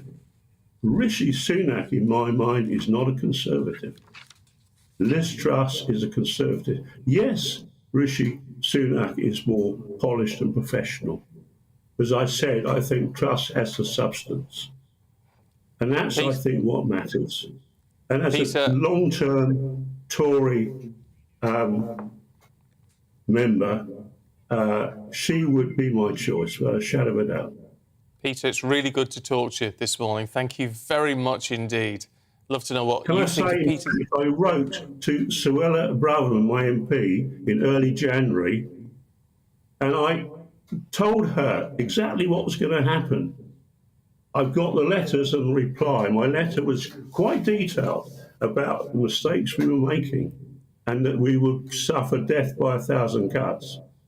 I don't suppose she even read it. I imagine it was opened by somebody in the civil service because the reply bore no relationship to the points I was making. It was a political response. So, well, we'll see if your predictions come out. Make these points. All the points have come out in huge detail. In January, it was so obvious to me the party was going left, too far left. It wasn't a Conservative agenda. It wasn't. Well, Peter, look, you make some really good points. It'd be interesting to know what our other viewers and listeners make of what you had to say, and they can get in touch as well. gpviews@gbnews.uk. Let's have a look at the weather for you this morning. Good morning, Alex Deacon here with your latest weather update from the Met Office. Another fairly cloudy day today, but more showers compared to yesterday and the potential for a few thunderstorms in places. We do have a Met Office yellow warning in place. Weather fronts are trying to push in from the west. They will influence things over the weekend. High pressure is nearby, but we've seen through the night showers just drifting up from the south. There's some around at the moment, and we'll see a few more developing through the day, and they could turn heavy and perhaps thundery, particularly over parts of Wales, the Midlands and southern England. There is a Met Office yellow warning in place. Not everywhere seeing these heavy downpours, but where they do occur, they could easily drop a lot of rain in a short space of time and maybe cause a bit of disruption. The showers will be few and far between across Scotland and Northern Ireland. Most places here dry and bright, and in the sunny spells in the south, mid-20s is possible, but many places with a lot of cloud, only in the high teens at best. And we'll see a few more showers spreading across the Midlands, Northern England and into southern Scotland this evening. And still a potential for some isolated thunderstorms across the southwest well into the evening too. But steadily overnight, the showers tend to fade away. Most places will become dry until those weather fronts start to move in from the northwest. Temperature-wise, well, dipping down again into the mid-teens, maybe high teens across the south. It will turn wet fairly quickly across Northern Ireland on Saturday morning. That rain will spread steadily into western parts of Scotland, West Wales, and eventually some rain turning up in northwest England. Not much for southwest England, much of the Midlands and eastern England set fair on Saturday, and the rain will take most of the day before it gets to the far northeast. And in the sunshine across eastern England, we're back into the mid or even high 20s. The winds will be picking up, though, as the rain pushes in from the west, and that will make it feel a little cooler. More wet and windy weather to come in the north and the west on Sunday, but more very warm sunshine to come across parts of southeast England and East Anglia, where temperatures could reach 30 Celsius.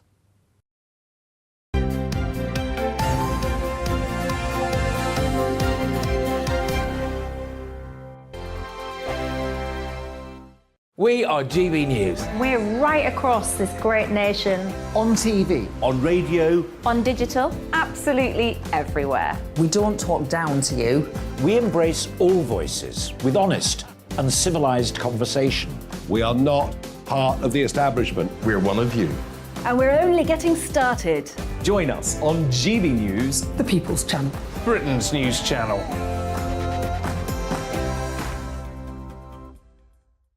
Hi there, it's Stephen and Anne. At breakfast from 6 a.m, you'll always be caught up with everything you need to know, the latest headlines, opinions and debates. We'll bring you the good news and the bad, but most of all, we're here for you. Remember, send in your views and let us know what you would like us to talk about.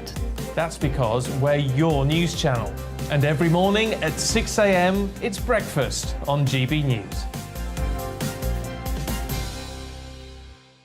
My name's Tom Harwood and join me 9:30 a.m. every weekday for The Briefing, your one-stop shop for everything you need to know about what's going on in politics today. I wonder if this is a deal that might need to be like the biscuits in this factory, twice baked. Is there not an opportunity here to win out against the extremes? Tom Harwood, GB News. What are you going to do about it? Things should have been done differently, and they certainly are being done differently. Don't miss it. The Briefing with me, Tom Harwood, 9:30 Monday to Friday on GB News.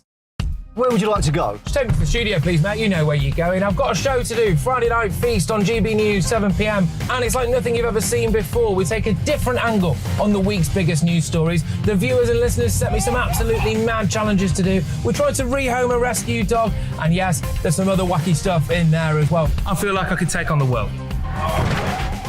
Well, that's that. Friday Night Feast with me, Patrick Christie's, every Friday, 7 till 9 p.m. on GB News. Be there.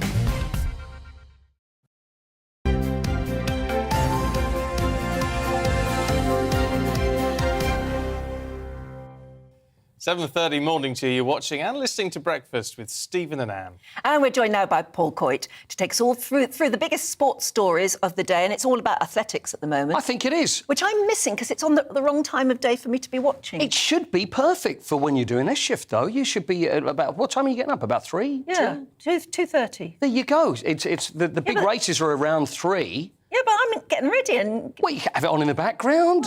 I'd have to have a telly in the shower. OK. Well, look, although I've always wanted a telly in the shower. I know, that would be good, wouldn't it? I tell you. But the thing is, the athletics, and often, and I've said this before, athletics was huge. When we go back to the 70s, 80s, and it used to be on every Friday night, and everybody knew all the athletes, they're all household names, but with so much sport on TV, it's almost athletics which is being pushed away now. And people watch the Olympics, of course. The World Championships are on at the moment in Eugene, in Oregon. So it's over there. It's the first time they've had the World Championships in the States, again, because track and field, as they would call it over there, although they've got great athletes, is not a huge sport in the States. And people just don't really watch it. They've built a brand new stadium. But we're talking like 12,000 people. They say, it's a great atmosphere, but 12,000 people is not a lot. Although, as you say, when an Olympics comes around, they're always top of the board, aren't they? Absolutely. So they have the talent there. But, for example, when we had the World Championships here, which was in 2017, it was at the Olympic Stadium, and you couldn't get a ticket for love nor money. So we seem to watch it more than anyone else. So it'd be great if they had it here. But overnight, Dina Asher-Smith. Now, Dina Asher-Smith, who's our terrific sprinter, she got bronze today in the 200 metres, which is her event. She is the world champion, but it's something she's really happy to pick up a bronze. Because she's had a bad year, hasn't she? She has. I mean, she lost her grandmother, and she's been speaking about that actually now the races are over and how it affected her. And of course it would, but she was particularly close. And she said, very much the matriarch of the family, and it was very tough for her. So she came through that, and obviously it still affected her. But it was a terrific race, and it was Shericka Jackson who won it. Now Shericka is the second fastest run at the 200 metres in history. I mean, it was absolutely spectacular. Second fastest. The second fastest. But when it comes to the fastest, now, I was looking at this earlier, because when it comes to a lot of women's world records in athletics, nobody seems to be able to get near them because they go back a long way. Now, who would I be to point a finger at any dodgy dealings and things that might have gone in the day? But Florence Griffith Joyner, who's no longer with us now, back in 1988, she still has the world record for the 100 metres. Flojo, they used That was it, Flojo, yeah. And you remember Flojo? 200 metres, she still has the record for that, which was set way back in 1988. And then we go back to the other ones, and these are all the big races.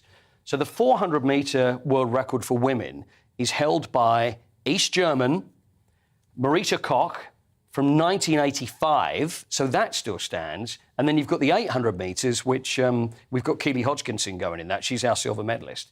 And to get anywhere near the world record of that, this goes back to 1983. So you're saying these amazing world records that has still not been beaten now. I think you know what I'm saying, Anne. Even given that our athletes nowadays are trained in a very modern way and nutrition and everything, which wouldn't have happened back in the 80s. No. Those world records still haven't been broken. Well, I think there was nutrition, but it was a certain sort of nutrition when you look at the athletes and you look at the world records. Because these world records, and everybody would look at those and just think, hang on, all these years on, how records fall eventually. But when we're looking back, we're looking at Kratochvilova and a lot of those that remember Kratochvilova, very big, very, very powerful. And this is standing for nearly 40 years. So I just wonder if there's ever going to be a point where it's like, what do we put, an asterisk maybe next to this world record? Because nobody can... Can you not, though? No, not if you can't prove it. Well, I don't know whether they still keep tests going back. I shouldn't think going back such a long time. No. But what do you do? Because it's one of those, it's unwritten, it's kind of unsaid. That but is when you look at it, it's a long, that those long records time. were set, though, and 40-odd years later, still haven't been broken, despite all of the new modern methods of training. Correct. And we talk about That's super very shoes, frustrating, isn't it? tracks, everything. It's got to be frustrating. Yeah. So gold medals is one thing, but when it comes to world records, But you know what? these could stand it's forever. very odd when you look back, because back in the 80s or so, when you used to look at the Olympics and see particularly some of the contenders from East Germany and Russia and whatever, and you just used to laugh it off that they looked like Arnold Schwarzenegger, didn't they? They did, yeah. And we just used to laugh it off that people didn't... Well, within the athletics world, they must have thought, hang on. Well, you're right, because we would. And it's almost like you'd look at that and think, oh, well, we see what's going on there. But how would athletes feel? And this is a thing that still happens today. And I've spoken to athletes in the past that have been in Olympic Games, for example, only the last sort of 8, 12 years, maybe even less. And said, and I've always asked that question. I said, well, what do you do? Because surely you find yourself competing against someone and you know. And they say, yeah, we know. You know, we've tried calling it out, but like you said, Stephen, it's proving it. And there was one athlete I spoke to and said that there was an athlete from another country, and the coach came over, handed the athlete something. No. Yeah, took it. And they're saying, look, did you see that? Did you see that? Everybody's like, no. Nothing to do with it. So obviously it goes on. I mean, it's not something we want to make a big deal about now, because I honestly, although it's always going to happen, I don't believe it's going to be at that organised scale that we saw back in the 80s. But we've had some brilliant performances. And Jake Whiteman, I don't know if you saw Jake Whiteman win the 1500. No, I've been hearing about it. He was fantastic. And he's a really lovely man. And I've met him a few times. And he didn't do quite so well in the Olympics last year, but there he is. And he won the gold medal in the 1500 metres. Jakob Ingebrigtsen, the Norwegian who was hot favourite to win it. And there was Jake, went flying past with about 200 to go. And Jeff is his dad. Now, his dad was an athlete and his mum was an athlete as well. And his dad is the commentator for all the major games in the stadium. So he's the guy that does the commentary in the stadium. So the thing... Did he commentate on Jake? Yes. So he's there in Oregon. He's commentating on his son. And Jake's often said to me before that he's very tough on him and he doesn't give him too much praise. And there he's going and he's going, Jake Whiteman for Great Britain. And he's going, and Jake wins it. And by the way, that's my son. That's my boy. That's wonderful. So if ever he's going to say it, and I just wonder if he heard his dad say it and said that probably means as much to I'd like to hear a recording of that. So it was a lovely, lovely moment. So there were some great things that have happened in the World Championships. Oh, Paul, brilliant. We're out of time. Are we? Yeah. OK. Lovely stories. Thank you very much. Run your last race. Before I'd even begun, Stephen. Before it even started. Need to get in for a longer slot. I love it. I love it when you hear the backstories. It makes it live, doesn't it? Yeah. Anyway, do stay with us, because coming up, we're going to be looking through the front pages and inside the newspapers too.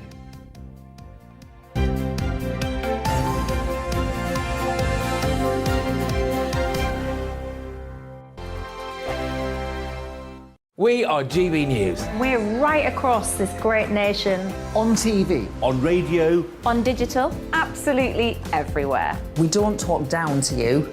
We embrace all voices with honest and civilised conversation. We are not part of the establishment. We're one of you. And we're only getting started. Join us on GB News, the People's Channel. Britain's news channel.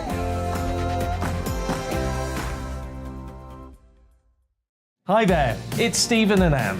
At breakfast from 6 a.m, you'll always be caught up with everything you need to know, the latest headlines, opinions and debates. We'll bring you the good news and the bad, but most of all, we're here for you. Remember, send in your views and let us know what you would like us to talk about. That's because we're your news channel. And every morning at 6 a.m, it's breakfast on GB News. My name's Tom Harwood and join me 9:30 a.m. every weekday for The Briefing, your one-stop shop for everything you need to know about what's going on in politics today. I wonder if this is a deal that might need to be like the biscuits in this factory, twice baked. Is there not an opportunity here to win out against the extremes? Tom Harwood, GB News. What are you going to do about it? Things should have been done differently, and they certainly are being done differently. Don't miss it. The Briefing with me, Tom Harwood, 9:30 Monday to Friday on GB News. Where would you like to go? Just take me to the studio, please, Matt. You know where you're going. I've got a show to do. Friday Night Feast on GB News, 7 p.m. And it's like nothing you've ever seen before. We take a different angle on the week's biggest news stories. The viewers and listeners set me some absolutely mad challenges to do. We tried to rehome a rescue dog. And yes, there's some other wacky stuff in there as well. I feel like I could take on the world. Well, that's that. Friday Night Feast with me, Patrick Christie's, every Friday, 7 till 9 p.m. on GB News. Be there.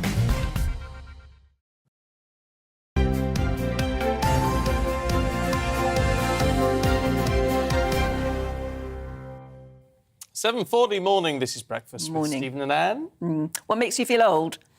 David says, I know I must be getting old when I fill in online forms and I need a rest as I scroll down the year of birth from 2020 right down to 1952. I know exactly how you feel. It takes forever, doesn't it? You think, oh, maybe my date of birth won't be there. Sue Dunthorne is, I hate to say it, Sue, but you must be old. Because she's tweeted me to say, where was I yesterday? It was her birthday and I needed eye candy. Well, if you think I'm...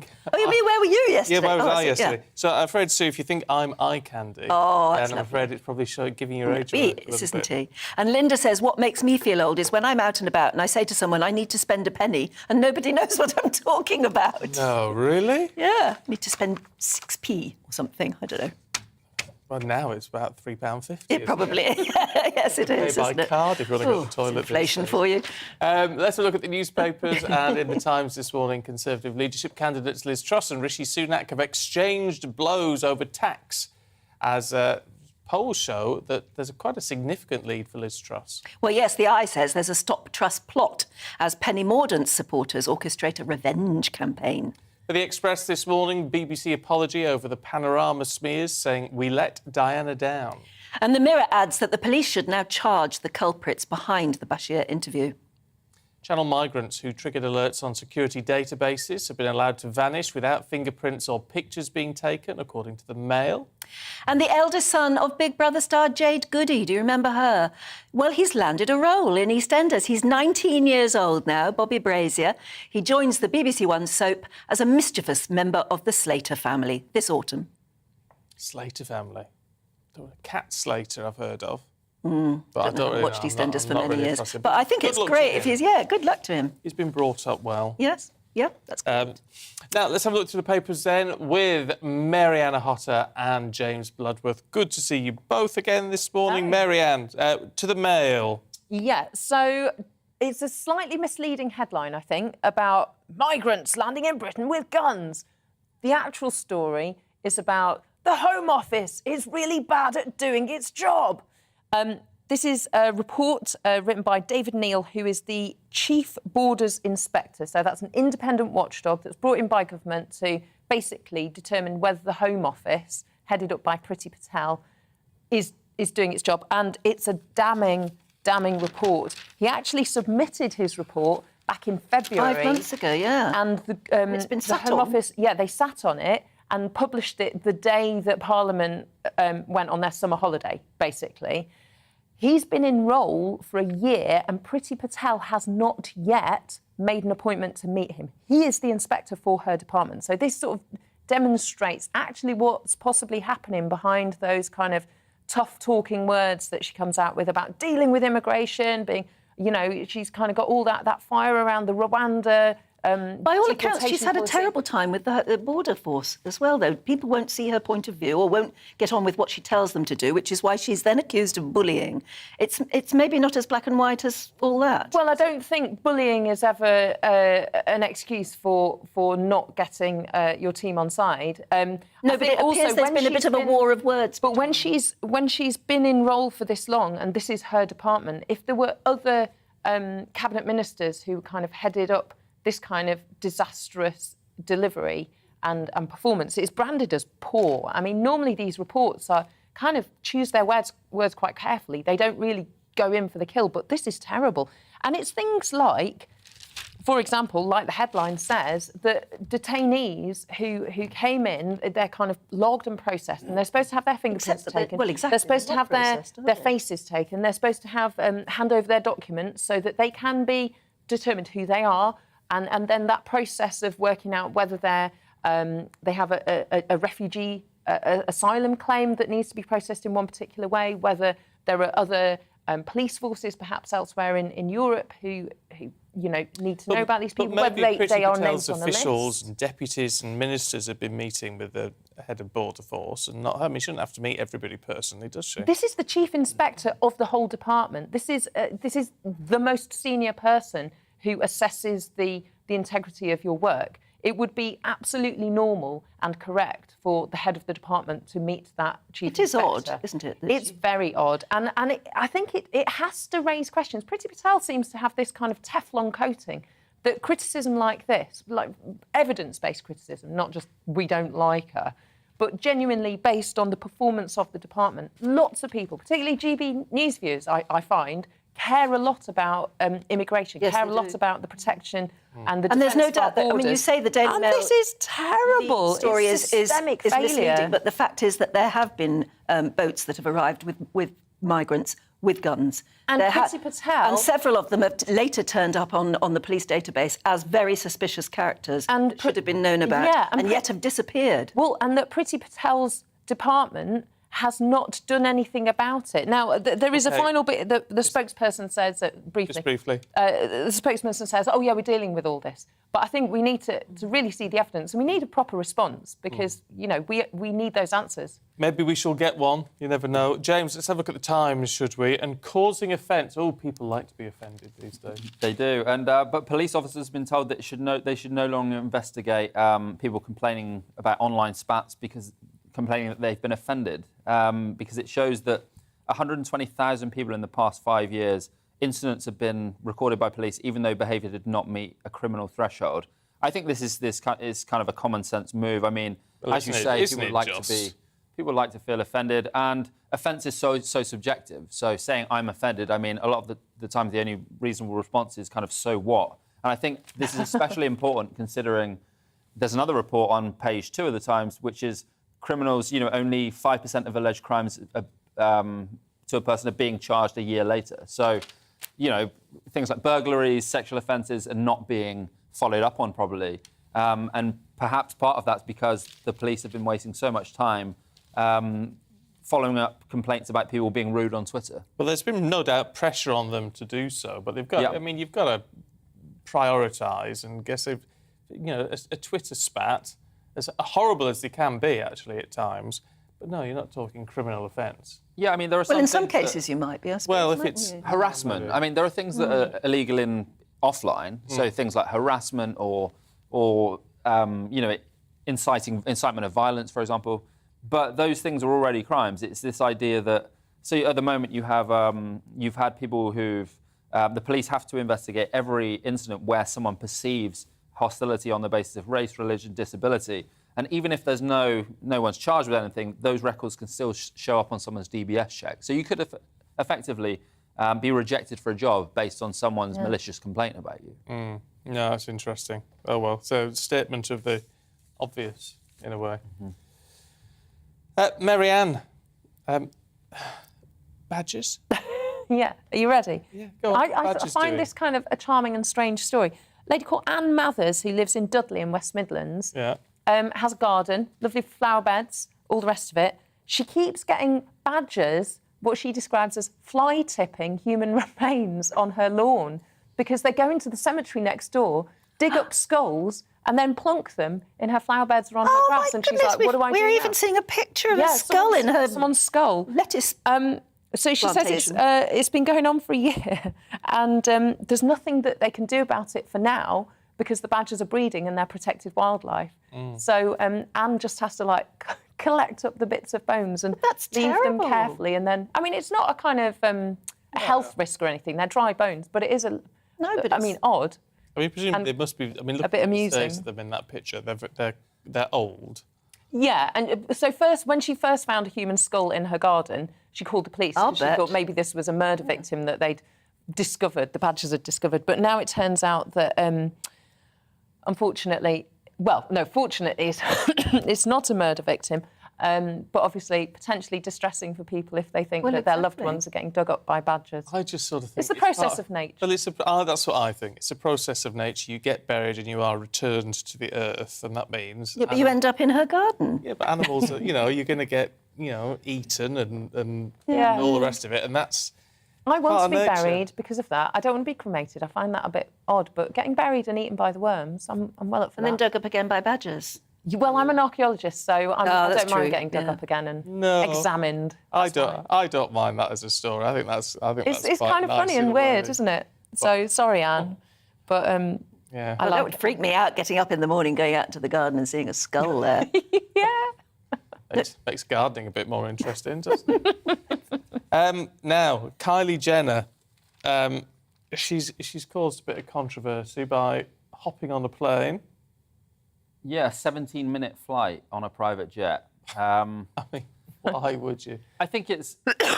There's other examples of other celebrities. So Floyd Mayweather Jr. went on a 10-minute private jet flight from Henderson, Nevada to Las Vegas. And there's other celebrities as well. And I think it's infuriating because, I mean, lots of us are concerned about the environment and climate change. And many people who don't have many who aren't multimillionaires and billionaires are making a big effort to do what they can to do their bit. And then you see many of these celebrities, many of whom themselves have kind of virtue signalled online about climate change, etc., and then just taking the mickey by causing this needless pollution themselves how with far did she these travel private in jets. 17 minutes, does it say?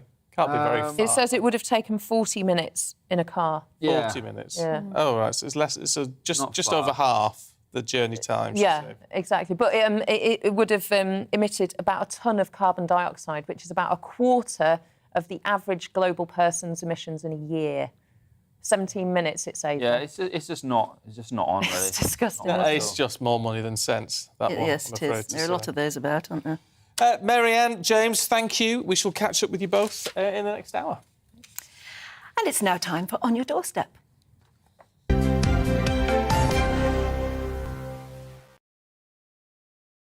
Let's head over then to Alice Porter, see where she is today. Morning, Alice. Oh, on the water. Good morning. Yes, well, you can't come to Richmond and not come to the river. So I thought I'd take myself off, have a lovely boat trip for On Your Doorstep, or should I say, On Your Oarstep. And I'm joined here by Mark Edwards, who is the co-owner of Richmond Boat Hire. Thank you so much for letting me come in the boat. Or let's just make sure. There we go. How long have you had this business for?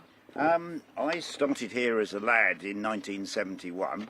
I'd been away and done other things, so we set up again in 1992. So a few years. A fair few years. Now, how has business been this week? Because with the glorious hot weather, I could just imagine so many people flocking here to have a go at rowing and have a nice time on the water. But, I mean, it could have been just too hot for some people. It was indeed, and indeed on Tuesday we shut. We thought only for safety of the public that when you're out there, it really was too hot, even on the river. Gosh, and how has business been over the last couple of years with the pandemic? I mean, I presume you weren't able to operate for quite a long time. There was obviously a period we were all shut down, but we cleaned the boats and had all the health and safety and what have you. So it was one of the escapes that you could do, was to get into a boat, obviously by yourself or with someone else, 2-3 of you that lived together. So for a year, it was people who lived together could get into a rowing boat and row off onto the river, feeling there's no contact with anyone else. So it was quite busy and successful, actually. We had a good year. Well, good. I have to say, I'd love to have a try. Is that possible? Can I have a go? Right, we're going to try and switch places without falling. This is usually a comedy act, but there we go. Here we go. There we go. Right, first bit done. Okay, sitting down. Okay, I'm going to put the microphone between my knees. And then, oh my goodness, right. Can I hold your microphone? Oh, thank you. There we go. That makes life easier. You'll have to push off the side with that side. Okay. Which way am I going? Push it out. That's Push it out. And then put another hand on that one. And do your best to pull. That's it. Lean backwards and pull. There we go. Foot lean forward in the water. You're a natural. It's very difficult here, very confined. Wow. Oh. Henley Royal Regatta next year, maybe. Goodbye. Yeah, good luck. There's a weir behind you. Oh, no, there isn't. Oh, sure. Really rowing here. You're doing well. Oh, it's such fun getting out on the water. I love getting out of the water like that. It's brilliant. We always had when we were kids, we had inflatable dinghies and things for getting out on Coniston. Thank you. I think that looks okay. Oh, we can still hear her. Much on the fly. We'll have a whale of a time. Great. Thanks so much, Yes, guys. it is good fun doing that. It is good fun, and especially like on a lovely day when you. so I tell you what, we much. used to like, and my brother still does a lot of canoeing and things. Is when you get out 5-6 o'clock in the morning, Very early. and there's still a bit of mist on the water. Yeah. And it's In a kayak. Really lovely. Really nice. Yeah. You see wildlife that you never see at any other time of day at all. In fact, a lot of professional rowers say that's one of the they have to get up really early and do lots of practicing on the rivers. And apparently they say it's one of the best things is seeing the wildlife that comes out at 4 or 5 in the morning just as the sun's coming up. Brilliant. It's a lovely time to be out. Look, let's see what the weather's going to do for you today. Hopefully it's going to be nice, but not too nice. Good morning, Alex Deakin here with your latest weather update from the Met Office. Another fairly cloudy day today, but more showers compared to yesterday and the potential for a few thunderstorms in places. We do have a Met Office yellow warning in place. Weather fronts are trying to push in from the west. They will influence things over the weekend. High pressure is nearby, but we've seen through the night showers just drifting up from the south. There's some around at the moment, and we'll see a few more developing through the day, and they could turn heavy and perhaps thundery, particularly over parts of Wales, the Midlands and southern England. There is a Met Office yellow warning in place. Not everywhere seeing these heavy downpours, but where they do occur, they could easily drop a lot of rain in a short space of time and maybe cause a bit of disruption. The showers will be few and far between across Scotland and Northern Ireland. Most places here dry and bright, and in the sunny spells in the south, mid-20s is possible, but many places with a lot of cloud, only in the high teens at best. And we'll see a few more showers spreading across the Midlands, Northern England and into southern Scotland this evening, and still a potential for some isolated thunderstorms across the southwest well into the evening too. But steadily overnight, the showers tend to fade away. Most places will become dry until those weather fronts start to move in from the northwest. Temperature-wise, well, dipping down again into the mid-teens, maybe high teens across the south. It will turn wet fairly quickly across Northern Ireland on Saturday morning. That rain will spread steadily into western parts of Scotland, West Wales, and eventually some rain turning up in northwest England. Not much for southwest England, much of the Midlands and eastern England set fair on Saturday, and the rain will take most of the day before it gets to the far northeast. And in the sunshine across eastern England, we're back into the mid or even high 20s. The winds will be picking up though as the rain pushes in from the west, and that will make it feel a little cooler. More wet and windy weather to come in the north and the west on Sunday, but more very warm sunshine to come across parts of southeast England and East Anglia, where temperatures could reach 30 Celsius.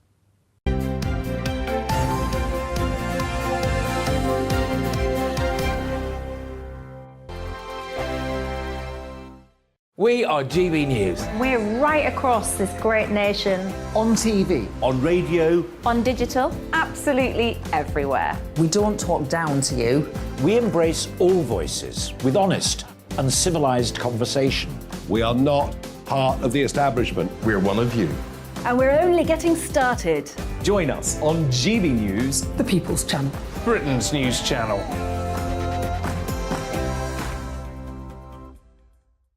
Hi there, it's Stephen and Anne.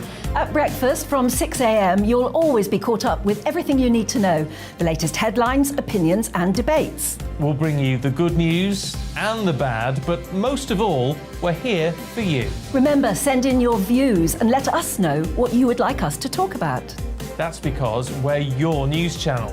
And every morning at 6 a.m, it's breakfast on GB News. My name's Tom Harwood and join me 9:30 a.m. every weekday for The Briefing, your one-stop shop for everything you need to know about what's going on in politics today. I wonder if this is a deal that might need to be like the biscuits in this factory, twice baked. Is there not an opportunity here to win out against the extremes? Tom Harwood, GB News. What are you going to do about it? Things should have been done differently, and they certainly are being done differently. Don't miss it. The Briefing with me, Tom Harwood, 9:30 Monday to Friday on GB News. Where would you like to go? Just take me to the studio, please, mate. You know where you're going. I've got a show to do. Friday Night Feast on GB News, 7 p.m. And it's like nothing you've ever seen before. We take a different angle on the week's biggest news stories. The viewers and listeners set me some absolutely mad challenges to do. We tried to rehome a rescue dog. And yes, there's some other wacky stuff in there as well. I feel like I could take on the world. Well, that's that. Friday Night Feast with me, Patrick Christie's, every Friday, 7 till 9 p.m. on GB News. Be there.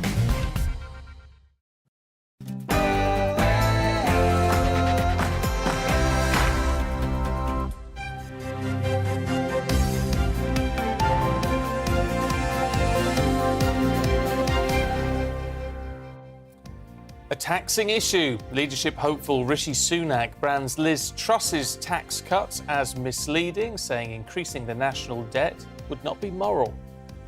Good morning, it's 8 o'clock on Friday the 22nd of July. This is Breakfast on GB News with Stephen and Anne. We're live across the whole of the UK. We're on your TV, on your radio and online. These are the headlines this morning. A tussle over tax as Liz Truss overtakes Rishi Sunak in a poll amongst Tory members. We look at why they're divided over how much to tax us.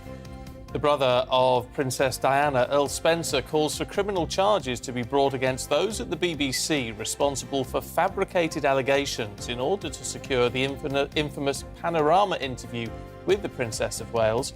It comes after William and Harry's former nanny won substantial payouts for false allegations used by the BBC at the time. Causing offence isn't a crime. Police have been instructed to no longer waste time investigating legitimate debate or treat trivial online disagreements as hate incidents. And Prince George is 9 today. There's a lovely picture been released. It was taken by the Duchess of Cambridge, showing the young prince on a beach holiday in the UK earlier this month.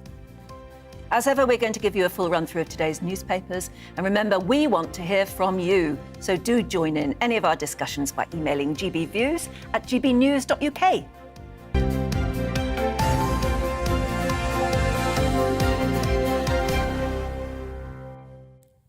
Talking of age, Jay says, Stephen and Anne, you both look extremely well for your age. Oh, thank you. I'm 22. Yes, exactly. All right. Rob says, I can't concentrate on the news this morning as those ring donuts near Stephen look fantastic. And I keep zooming in on them. They're bagels. Yeah, and they may well be a little bit more prop than food. These are bagels Are they fresh? that are about 8 months old. So if you'd break your teeth trying to eat one of those. They look nice, though. But they look pretty. Dress setting. Yeah. Or set dressing. Yes, that's it. Set dressing. Is that the Set name? dressing, Dress yeah. setting. Same sort of thing. On to politics, Barry says, I'm a party member and in my opinion, the hustings are a waste of time. They're there to make the Conservative Party feel good about themselves when members have already decided who they're going to vote for. Yes, do you know what? I sort of agree. And these TV debates are I think the same. my goat. Yeah, absolutely. Although I think just having the two of them might be better than each one of them having a, I thought that was a bit puerile. Each one of them, what do you think of this? What do you think of that? But having the two of them argue it out. And if they don't get personal and nasty, but if they keep to policy and really have a good argument about policy, we might actually learn something. Yeah, but they won't be allowed to do that, I should imagine. It'll all turn They'll be encouraged to go personal and nasty, won't they? Yeah, they will. Joanne says, Sunak doesn't get it. Red Wall people are very loyal. They may have their issues, but disloyalty isn't on the agenda. So I think it's going to not like the way Rishi has treated the current Prime Minister. And Lorraine says, Sunak is the best thing that could happen to the Labour Party. He may as well have given the keys to Starmer, because all the Boris voters will never give Sunak their vote. Interesting, It's isn't it? very interesting how it's going to play out. But, you know, the MPs want him. That's the thing. I mean, he's got more votes than any other as far as the MPs are concerned. He got, what, did he get 130? Did he get something like that in the last round of voting? So, you know, that's why he got through to the last two. He is very young, though. Is he too young to be Prime Minister? Is he too rich to be Prime Minister? Well. What sort of worries me all the time is he totally in touch with the really basic needs of ordinary people?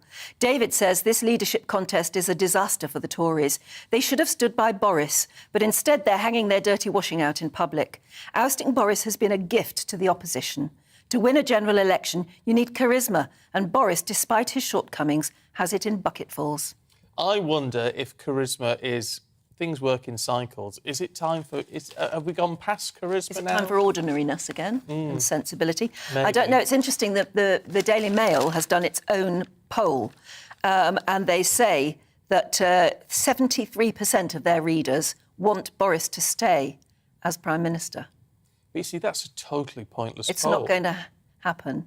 It's not going to happen. I mean, it's now an impossibility. He could come back one day, of course. Well, maybe eventually, if he stays on as an MP. As an MP, and of course Really? even that is being brought into question, isn't it? Because they say that if it's ever proved that he actually lied to Parliament, then there is a possibility, I think there has to be a certain process, there's a possibility there could be, he could cause a by-election in Uxbridge, which is his constituency, and then therefore ousted as an MP. He'd probably stand down before that happened. Will he stay I think if on? you saw it coming, I think you'd have to stand You'd down. just go, wouldn't you?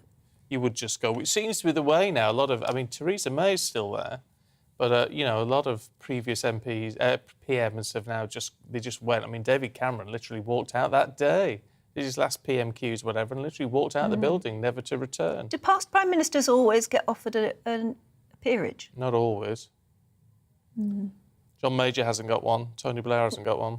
But they've been offered. Oh, Tony Blair's... He's a sir. He's just got his something or other. Yeah. Yeah, I don't know that I don't think it's... He's got a knighthood, but not a peerage. There you Or go. has he? No, he's not.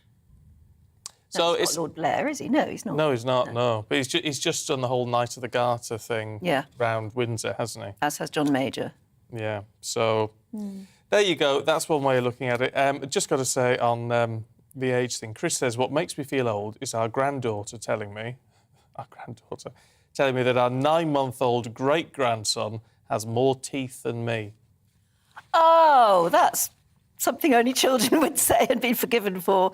There yeah, you Dave go. says, we're talking about this because it is Prince George's 9th birthday today. His face is all over the newspaper front pages, and a very charming little face it is too. But I still think of him in terms of being about 5 or 6. That's what we both thought this morning. We were really shocked to find out he's 9, and that really does make you feel a bit old, doesn't it?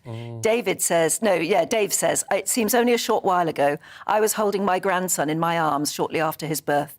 Now he's off to uni in the next few months. Nick says, I'm 55 and the schoolboy stood up for me on the bus. Oh. There you go. That's A, wonderful, and B, hurtful, isn't it? Can't win with that one. Poor No, you can't. lad, whoever he was, who's tried to do you a favour. Yeah. Anyway, keep your thoughts coming through. GBviews at gbnews.uk, and perhaps you have got a view on what the next Prime Minister should be doing when it comes to tax, because that seems to be the big debate at the moment. Liz Truss says, cut. Rishi says, not yet. Yeah, during a radio interview last night, Mr Sunak said that Liz Truss's plan to cut taxes by more than £30 billion through borrowing was misleading. Here's what he said to Andrew Marr on LBC. I think it's quite a conservative value that we have to live within our means, and that borrowing a lot, passing on a big bill to our kids and our grandkids, racking up bills on our credit card just isn't a good thing. And that's just, before we get into the tens of billions of pounds, just as a kind of basic thing, I'm sure everyone listening would recognise, debt and borrowing is not a good thing. We should try and avoid it, and we'd rather have less of it if we can. But the tens of billions of pounds is going to affect every single one of us one way or another. So I ask again, what would be the effect on inflation of borrowing £30 billion for unfunded tax cuts? Yes, I think it would be inflationary. Now, look, we've got a situation today where everyone knows that inflation is running much higher than we would like. We're not alone in experiencing that. That's happening in Europe and the US and other countries as well. We've got a situation where interest rates are already rising, and inflation makes everybody poorer. So if you, in that situation, my strong point of view is, if the government goes on a huge borrowing spree, that is only going to make the situation worse. And that will mean that this problem that we've got will last longer. If we don't get a grip of inflation now, it will make families poorer in the long run. And I want to avoid that at all costs. Well, it sounds like he knows what he's talking about, but do you actually agree with him? Well, a new poll showed that 38% of Tory members would vote for Rishi, compared to 62% who would back Miss Truss. So, who is the better Conservative? Well, we're joined now by Kieran Pedley, who's a pollster, and also Edward Hughes, a former parliamentary staffer. So welcome to you both. I suppose we ought to see what the polls are saying first. It's interesting that Liz Truss has got such a big lead at the moment, but we don't know where Penny Mordaunt's own vote and those of her supporters are going to go, do we? Yes, so of course, if we look at the polling of Conservative Party members, it looks like an unassailable lead for Liz Truss at the moment. Clearly, Rishi Sunak will hope to turn the tide quite quickly, given that the ballots are going out, I believe, in early August. But, it's a long way back for him. What he's going to have to hope that happens is there's some sort of game-changing moment, either in a leadership debate or perhaps a set-piece interview that changes Tory party members' minds. But at the moment, it doesn't look likely, but we'll have to wait and see. Yeah, I mean, is there a sense that he's not being Conservative enough, do we think? Is that what is irking Conservative Party members? Well, with party members, it appears as though issues around supposed loyalty or lack of loyalty to Boris Johnson, alongside Rishi Sunak's record on tax, are some of the key issues that are upsetting them. But at the same time, when you look at the issues that they think are most important when choosing the next leader, who can win the next general election is very important to Tory members too. So I guess that's something that Rishi Sunak's going to have to, an argument he's going to have to make, that actually back me and the general public will back me too. Yeah, well, Edward, I mean, yes, what do you think? I mean, how do you judge the mood of the moment? I think Liz Truss is the clear favourite and has all the momentum. You saw the YouGov poll yesterday, which puts her 24 points ahead. That's a lot for Rishi Sunak to overcome. He is a more charismatic campaigner, which should see him eat into some of her lead, I think, over the coming weeks. And he's likely to have more support from Tory grandees. Liz has a couple, but, the major powers in the party are backing Rishi, and that will go some way with associations and activists, but I don't think it will be enough. No, I mean, it's interesting then, isn't it? Because if it's cost of living, Kieran, which is what is occupying a lot of people's minds, and I mean, they're both saying they will address it, but Rishi's saying, well, we'll address it in a couple of years, in effect. We'll get inflation down. That's going to take a period of time. Well, that's just not enough for some people, is it?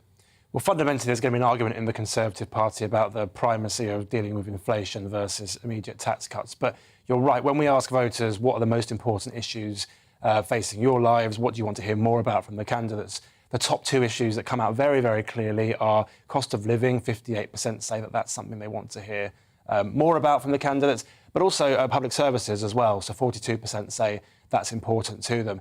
And this what sort of public? What do they mean by public services then? Well, primarily the NHS and schools, but other things too. But those are the two that stand out the most. I think this is the trade-off the Conservative Party is going to have to make, at least in the minds of voters. On the one hand, it's all very well talking about tax cuts, and I think people would like the idea of tax cuts if that puts more money in their pockets because of cost of living. But at the same time, they do want to make sure that their schools and hospitals are properly funded and have the resources that they need. And that is a strong concern at the moment, as I'm sure your viewers know. So getting that balance right is going to be very important for the next Prime Minister. Yeah, I mean, Edward, you talked about when maybe things would change if there was one of those moments, maybe during a debate or something. And surely it has to be over the mathematics of it, because Rishi Sunak has already dismissed Liz Truss's plan as sort of fairy tale economics. And that term has stuck a bit. People are using it against her. Do you think it could be over that? Does she grasp the economics as much as we would hope a former Chancellor does? I think she does grasp the economics, and I think Rishi's characterisation of them as a fairy tale is slightly unfair.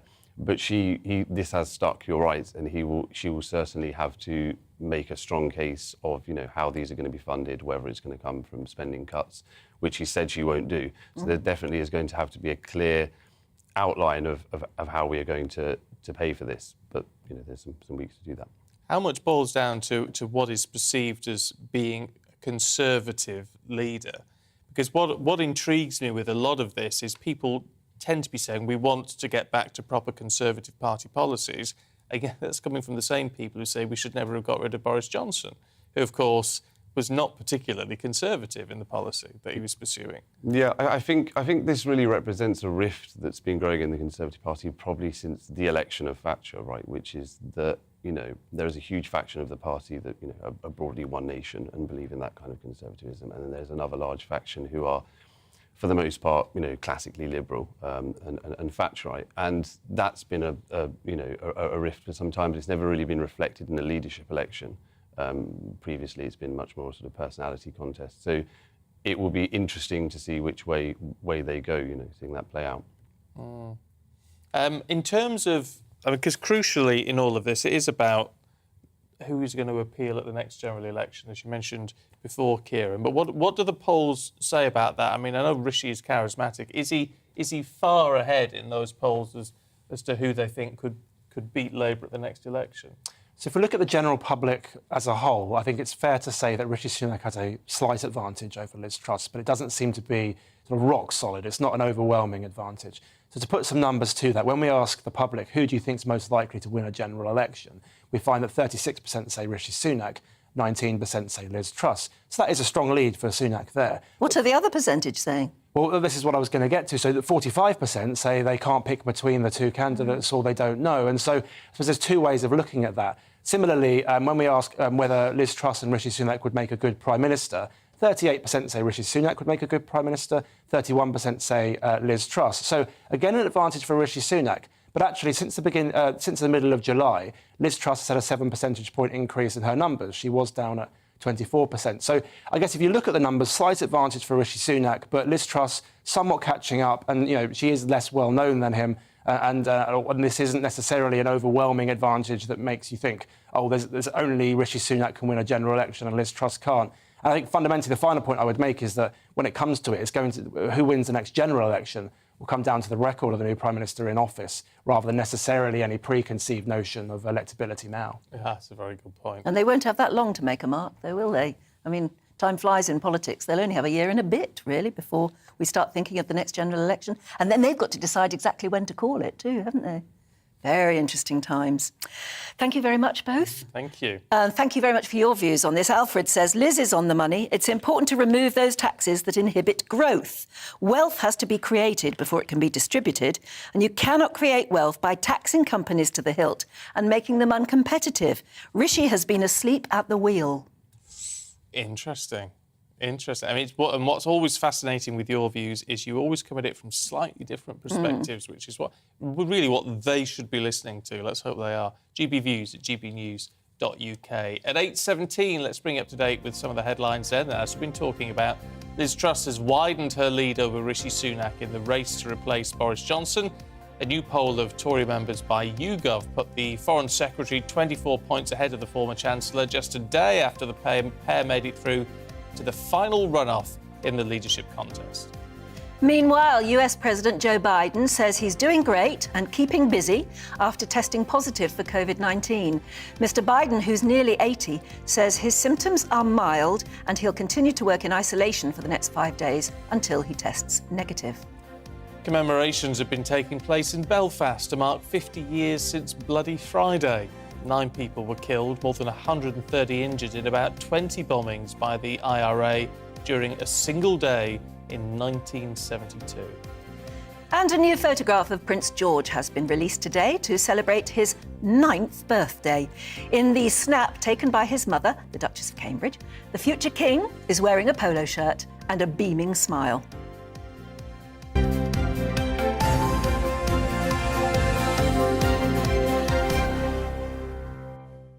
Now, the staterooms at Buckingham Palace are fully opening to the public for the first time today following the pandemic.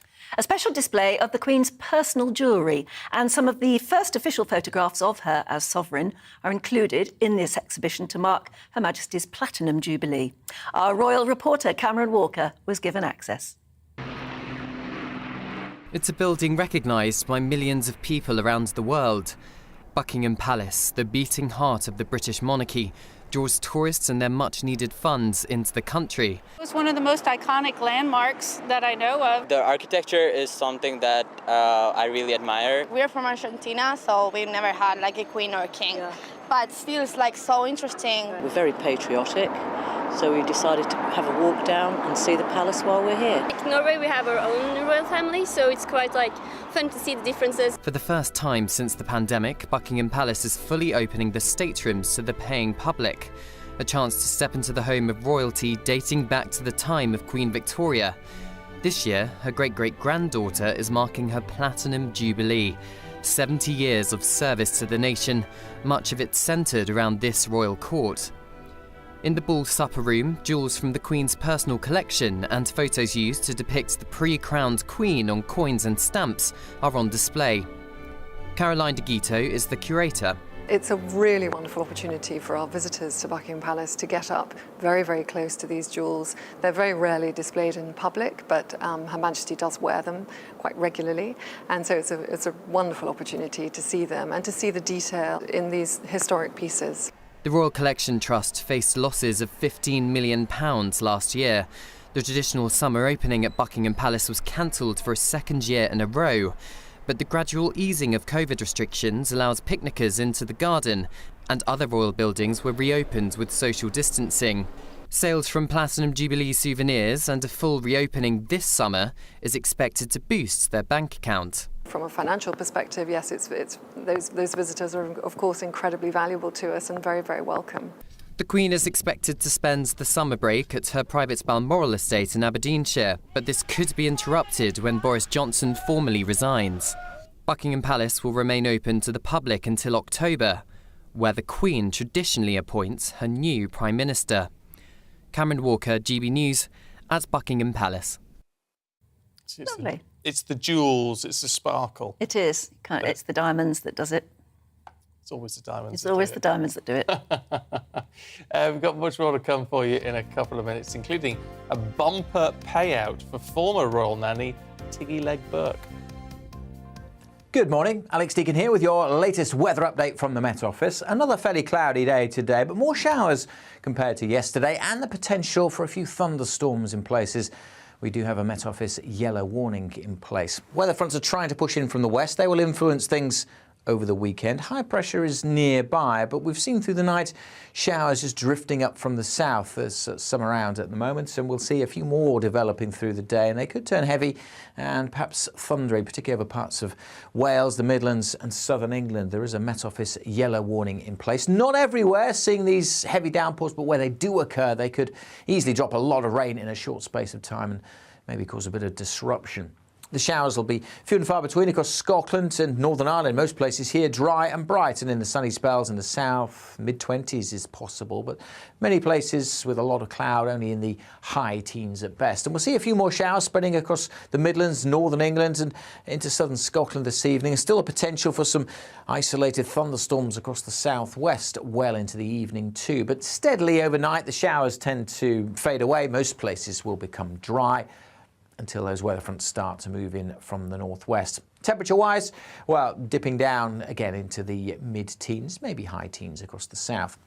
It will turn wet fairly quickly across Northern Ireland on Saturday morning. That rain will spread steadily into western parts of Scotland, West Wales, and eventually some rain turning up in northwest England. Not much for southwest England, much of the Midlands and eastern England set fair on Saturday, and the rain will take most of the day before it gets to the far northeast. And in the sunshine across eastern England, we're back into the mid or even high 20s. The winds will be picking up, though, as the rain pushes in from the west, and that will make it feel a little cooler. More wet and windy weather to come in the north and the west on Sunday, but more very warm sunshine to come across parts of southeast England and East Anglia, where temperatures could reach 30 Celsius.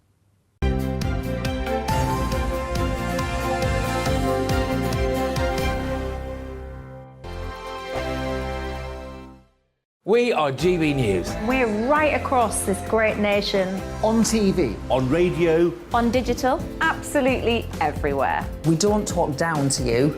We embrace all voices with honest and civilised conversation. We are not part of the establishment. We're one of you. And we're only getting started. Join us on GB News, the People's Channel. Britain's news channel.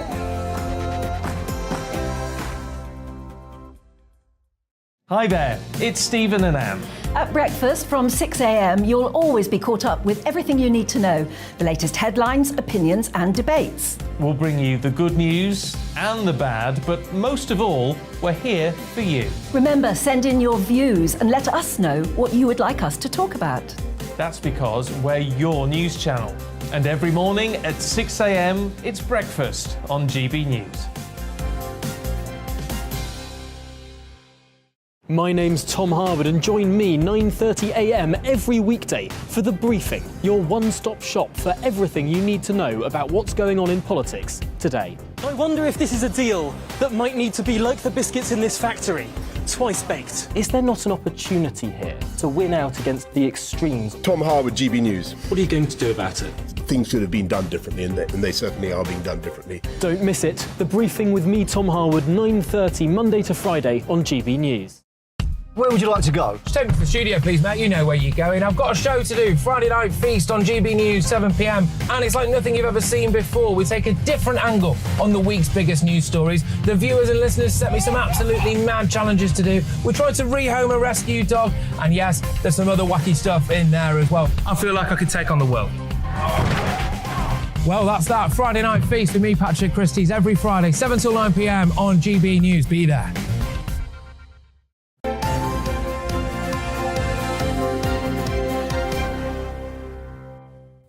8:25, morning to you. This is Breakfast with Stephen and Anne. Now, the former nanny of Prince William and Prince Harry is set to receive substantial damages from the BBC. The undisclosed sum was awarded following false claims made by Martin Bashir in his infamous 1995 Panorama interview with Princess Diana. Alexandra Pettifer, better known as Tiggy Leg Burke, received a public apology from the broadcaster over fabricated allegations that she'd had an affair with the Prince of Wales while working as his personal assistant. Former Buckingham Palace spokesman Dickie Arbiter joins us now. Morning to you, Dickie. Look, I mean, what do you make of this? I mean, as journalists, we can't help but think this is actually scandalous that this has gone on and it's taken this long to resolve.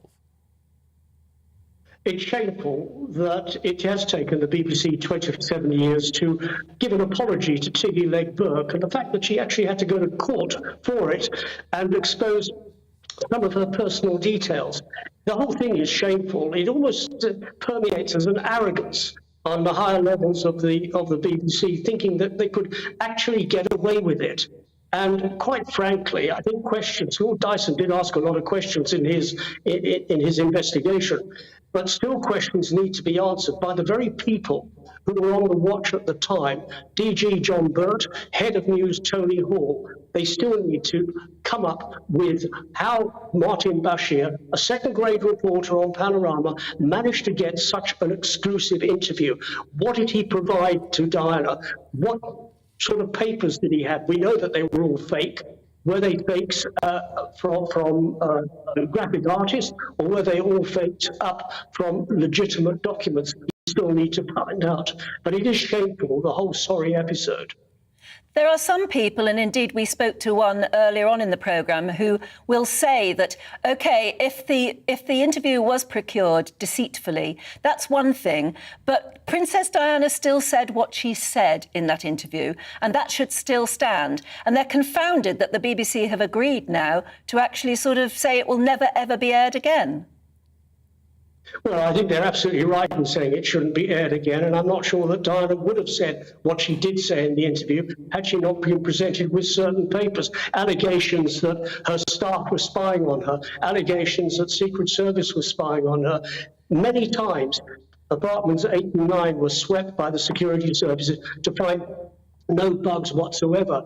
What we were living in those days was not digital mobile phones, but analog. And analog was very easy to hack. All you need is a scanner and some enterprising guy, as we heard with Camilla Gate and Squidgy Gate. So it was easy to do. But had Diana not been presented with these certain papers that her staff were being paid off large amounts of money to spy on her. Absolute nonsense, and I don't think we would have had what we did have in the interview, and I wonder whether we would have had the interview at all. She was very reluctant to take people into her confidence. I know many times she would ask my advice on something. I would say either, yeah, it's a good idea, or no, it's a pretty rotten idea.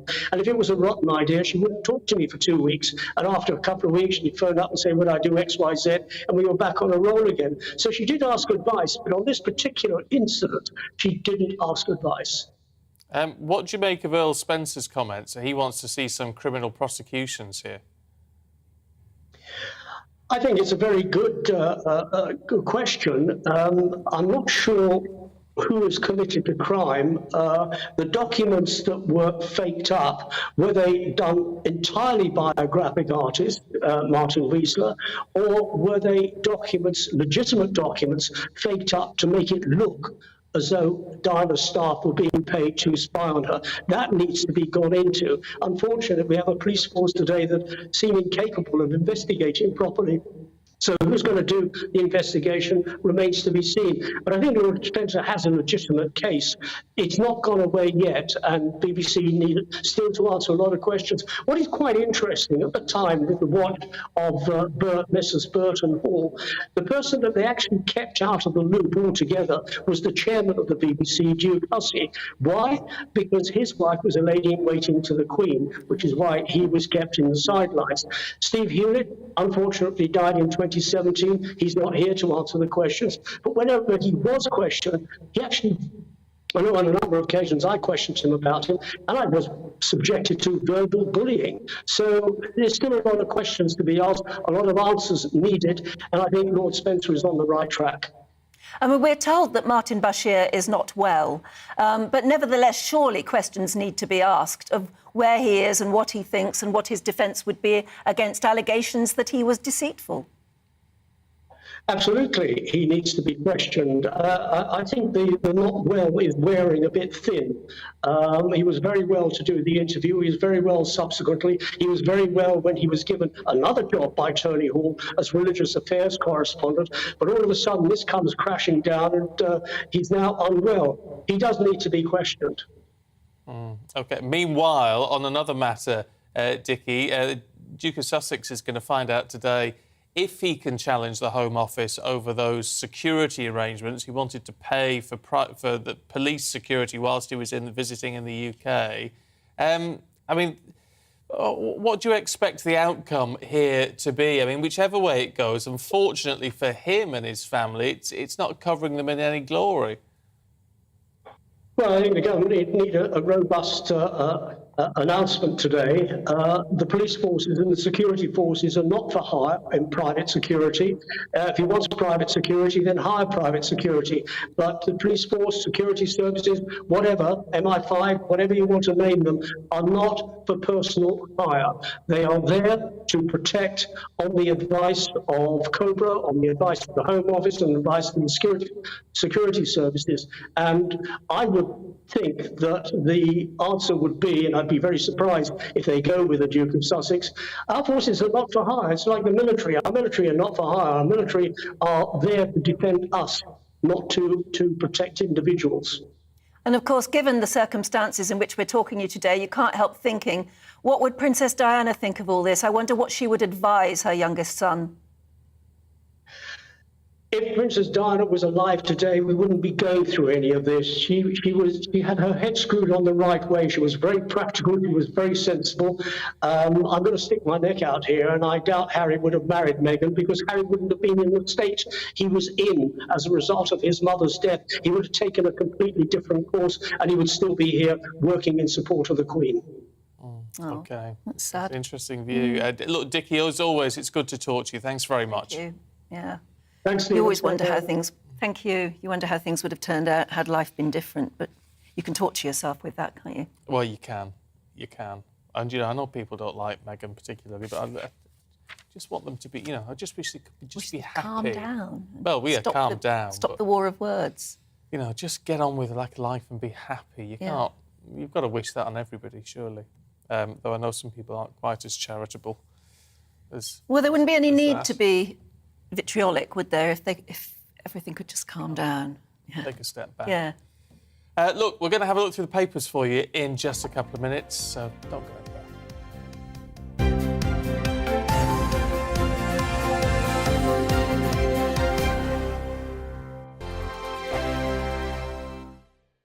We are GB News. We're right across this great nation. On TV. On radio. On digital. Absolutely everywhere. We don't talk down to you. We embrace all voices with honest and civilised conversation. We are not part of the establishment. We're one of you. And we're only getting started. Join us on GB News, The People's Channel. Britain's news channel.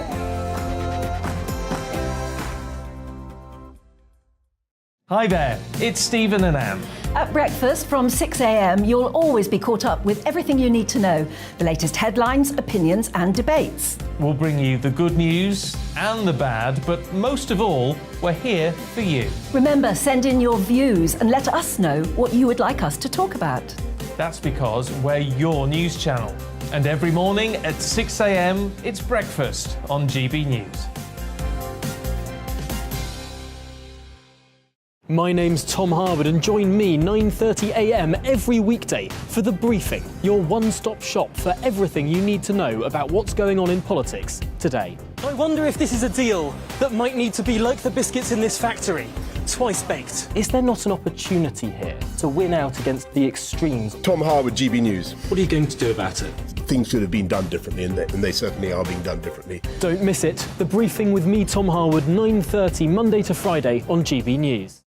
Where would you like to go? Just take me to the studio, please, mate. You know where you're going. I've got a show to do. Friday Night Feast on GB News, 7 p.m. And it's like nothing you've ever seen before. We take a different angle on the week's biggest news stories. The viewers and listeners set me some absolutely mad challenges to do. We tried to rehome a rescue dog. And yes, there's some other wacky stuff in there as well. I feel like I could take on the world.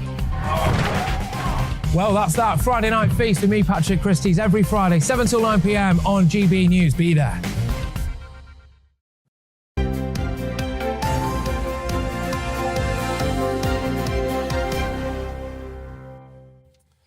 Welcome back. It's 8:36. This is Breakfast with Stephen and Anne. Let's take a look at today's newspaper front pages. In the Times this morning, Conservative leadership candidates Liz Truss and Rishi Sunak have exchanged blows, metaphorically, over their tax pledges as polls show an increased lead for the Foreign Secretary. The Eye says there's a Stop Truss plot as Penny Mordaunt supporters orchestrate a revenge campaign. The Express leads on the BBC apology over the Panorama smears, saying we let Diana down. The Mirror says police should now charge the culprits behind the Bashir interview. And Channel migrants who triggered alerts on security databases have been allowed to vanish without fingerprints or photographs being taken. That's according to the Daily Mail. And the eldest son of Big Brother star Jade Goody has landed a role in EastEnders. Bobby Brazier, who's 19 now, joins the BBC One soaps cast as a mischievous member of the Slater family. And we were talking about what made you feel old, and I guess that does. Bobby Brazier being 19, son of Jade Goody, doesn't seem ridiculous. I mean, that's just unbelievable. And also Prince George being 9. I mean, for heaven's sake, what's happening to the world? The world's gone mad. The time is flying by. The world has gone mad. What makes you feel old? Keep those funny stories coming in, please. gbviews@gbnews.uk. Let's go through the papers then in a bit more detail with the author of Secret Britain, the anthropologist Mary-Anne Hotter, and the author and journalist James Bloodworth. Morning, you two. Hello. Morning. Let's have a look at the Eye, should we, to start with, Mary-Anne. And Penny Mordaunt, she's being credited with a campaign to rubbish Truss. And apparently, up and down the country, local Conservative Party committees are having angry members turn up at their door and tear up their Conservative Party membership cards saying, I don't want to choose between Liz Truss and Rishi Sunak. I wanted Penny. Why didn't she get down to the final two? What are those jokers in Parliament in the Conservative Party doing? Well, I'm not a member of the Conservative Party, so I have no say whatsoever on who's going to be the next Prime Minister. But a lot of our viewers are ringing and saying the same thing. That you know, we backed Penny Mordaunt, don't know what to do now. Yeah, well, it's interesting. So now apparently Penny Mordaunt's supporters are galvanising themselves to basically brief against Liz Truss because they see that she was the backstabber who was briefing against Penny Mordaunt, and that's why she didn't end up in the final two, blah, blah, blah, blah, blah. There's this kind of blue-on-blue power struggle, trying to dig up dirt on each other. And I think crazy. It is, but you know, it's a kind of power play. I think probably to be successful in party politics in the UK in the 21st century, you've got to be quite cutthroat and know how to play the game. It turns you against both of them, though, doesn't it? Well, it does a bit, because you kind of want the leader of the country to be backing all of us and working for all of us, not just for kind of niche tribal support. Obviously, the Eye takes a particular sort of left position generally in UK politics, but I think it's got a spread over pages 6, 7, 8 and 9, which I think is quite interesting. So, I mean, if you normally buy the Times or the Telegraph or the Mail, I would say when you head down to the newsagents this morning, pick up an Eye, read them both, and then you kind of get the full breadth. That's one of the things that I love about coming to do the papers, because you have to read all the papers, not just the ones that you'd naturally kind of lean to. But we haven't. But we non-party members, we haven't got a vote anyway.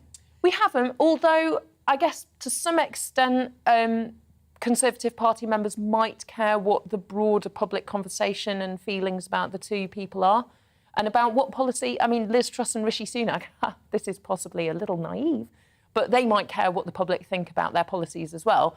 I mean, I feel foolish even suggesting that. They don't give a monkeys what we think at all, do they? I don't know. They've got a general election to win. Yeah, what do you think? Do you think they care about? Do you think they're at the moment only thinking of getting in? Yeah, and I mean, some of the things they say now will not be things they necessarily do when if they win the leadership, because I mean, the selectorate of the Conservative Party isn't representative. I think the average age is almost 70. The average income is much higher than it is for the average person. So I mean, I think we should take everything they say in the leadership contest with a pinch of salt, the same way we would with an election manifesto before a general election. Be cynical. There's an interesting comment piece in the Eye as well about basically how Liz Truss came up from a kind of a very strongly Labour family. She used to be a member of the Liberal Democrats. Her parents took her on CND marches. Yeah, exactly. And now, who would ever have thought that she's the sort of darling of the right side of the party, you know, with backers like Noreen Doris, about Jacob Rees-Mogg, the idea that kind of how far she's changed. Has she really shifted her moral compass and kind of values? Does she still want to abolish the monarchy? Does she... and the welfare state. Or does she, you know, is she actually just saying what would get her votes? Is she sort of values-driven, or is she, you know, sort of a bit more fair weather? No one's that conniving. Surely, I refuse to believe it. What? I refuse to believe it. What, that politicians would say whatever they want because they want the vote? Because you're going to... The BBC, like manifesto... I mean, these are not manifesto pledges, but, you know, if someone breaks a manifesto pledge, then that's a big deal. But Rishi has. It should be. I think Boris it should Johnson be. wrote two columns, one for Leave, one for Remain. Yeah, but that wasn't a manifesto pledge, was it? But I don't think it suggests that he's got a strong values-driven orientation, But these people, now, they're making these promises. They're going to be held to those promises. And so... Not really. I mean, if anything, the past few years under Boris Johnson's leadership shows that... If Liz Truss got in and there aren't immediate tax cuts, then there'd be hell on. No, you're right. Something very specific like that, they probably would be held to. But the broader programme of reform or policy... I think even the tax cuts might struggle to go through if the economic climate worsens, if inflation goes up, because the war in Ukraine is driving the inflation with the energy prices. If that's likely to continue, if inflation goes up more, then Liz Truss may have to do a U-turn, you know, even before Christmas, because things are so volatile at the moment. Talking of the war in Ukraine, you found a story about Matilda the musical in Russia. Yeah, I mean, so the producers of Matilda, I mean, it plays in the West End, this production. Matilda the musical, they've removed Russian words from the production and changed the nationality of some of the characters in response to the invasion of Ukraine. Now, I find this story slightly odd because, I mean, I've personally am all for sanctioning, Russian oligarchs and whatnot in response to the invasion. But the idea that kind of removing references to all Russian culture from productions in London and Europe, I mean, I don't see the point of that. I mean, it's the same as, I think, in a way, with Wimbledon. They banned Russian players from Wimbledon. I don't think that's really fair because it's demonising all Russians. Yeah, and it's those individuals. I mean, it's not their government. It's a bit like banning British sports players after the Iraq War or something. They've got those individuals have nothing to do with the actions of Vladimir Putin, who's a dictator. And I just find this. The word is kind of a bit cliche at this point, but it is essentially virtue signalling. The idea that you're making some contribution to the Ukrainian war effort by removing a few words from a musical in the West End. Yeah, find it very, very odd. Look, will you stay with us just for a minute? Because, do we need to fill 30 seconds? Well, I tell you what, let's fill 30 seconds if we've got it. With Brussels sprouts are going to be a rarity this Christmas. Yes, what's going on? The world is falling apart. I know. You thought it was bad, Anne, and now this news about Brussels sprouts. I don't like Brussels sprouts. Never have. I don't have any problem with this, but I do understand they are traditional food shortages. War in Ukraine. It's wreaking havoc with the food industry, global supply chains. Some of these are Brussels sprouts grown in Lincolnshire. There's going to be a curry drought as well, which I think there's going to be a curry drought. A curry drought, which is more worrying. But Brussels sprouts, I'm not worried about that at all. I tell you what, we were talking about what makes you feel old, though.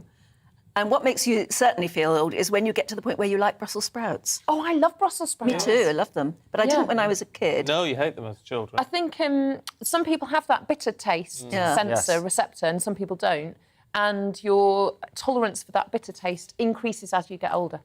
Oh, is that where maybe you learn to love Brussels sprouts? So you should try Brussels sprouts again because you might like them. Also, don't overcook them. I mean, no, don't overcook them, because then they do taste. I still get the bitter taste in the middle. I do. If you cook them in the oven, olive oil and salt. Yeah. In the oven until they go sort of crispy on the outside. Oh, that sounds good. Imagine the salt. Do you have to parboil them first, or they just go straight in? Just chuck them straight in. Okay. Or otherwise, if you've got a little soup maker thing, Brussels sprout soup. Brussels sprouts. Now, that would taste nice, but I imagine that would play murder with your insides, wouldn't it? Yeah, you don't want to go to a meeting the day afterwards. No. But they're very on it as a health It's good for your gut biome. Yeah. High fibre diet. Yeah. Do you know? Have you got more time to film? All right. No, we'll come back to you on I was going to tell you about We'll try and get back to you a little bit later on. Yeah. But we've got to take just a break from YouTube because we need to talk more politics, actually, and talk to Graham Stewart, who's Minister of State for Europe, who joins us now. Good to see you this morning. Thanks for joining us on GB News. Look, as we've been going through the papers, the one thing that seems clear is that we're likely for more pretty fierce internal fighting over these two candidates now, which isn't good for the party, is it? Well, we're having a contest, we're having a competition of ideas. We've got people supporting one candidate or the other, both of whom are, of course, experienced in government, but none more so than Liz Truss, who has been the longest-standing cabinet minister and has been someone who has delivered in all her departments. So, of course, we're going to have a contest. We're going to have briefing and counter-briefing. But I don't agree with a lot of the what I heard in the build-up to this interview from your studio around the sort of corrosive cynicism. It's important. People they believe what they say. Certainly Liz Truss does. And her life story from going to a comprehensive in Leeds and not being brought up in the Tory family as such, she's here by conviction. And she believes that it's only by embracing conservative values that we can deliver on every part of the agenda. And that's why she has not just Jacob Rees-Mogg and people who are very much associated with the sort of strong Brexit part of the party, but she also has Vicky Ford, who's a fellow foreign minister with myself. She has Chloe Smith supporting her. She has people right across the breadth of the party. She is the candidate to unite the Conservative Party, and she will do so on the basis of principles and in terms of her programme which she is developing in order to govern this country properly. It is that programme that she's putting in front of Conservative members. She isn't going to come out with another one when she gets over, and I think that your studio members should hang their heads in shame for suggesting it, because she isn't going to. This is a programme for government. She's going to hit the ground running. She's got a history of delivery, and whether it's things like trade deals, do you remember they said it would be impossible to have trade deals on the same terms as the EU, and even if you could deliver it, it would take so many years, 7-10 years to do it. Well, not under Liz Truss it didn't. She's someone who can drive things through Whitehall, she can get things delivered, and of course she has a vision of delivering change in driving economic growth.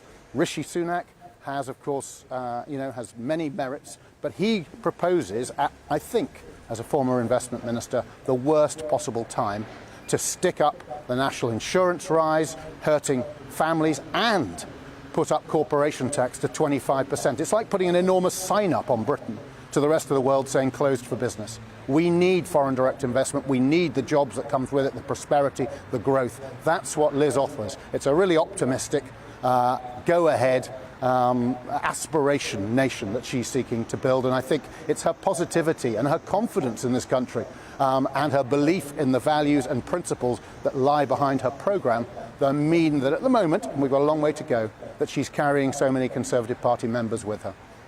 What do you say to a lot of people who are getting in touch with the programme this morning, not just the people sitting at our desk, actually, who say that the Conservative Party have clearly decided not to go for charisma, but to go for sort of pretty boring candidates who will at least talk sense? Have you turned your back on charisma? Because don't you need it to win another election?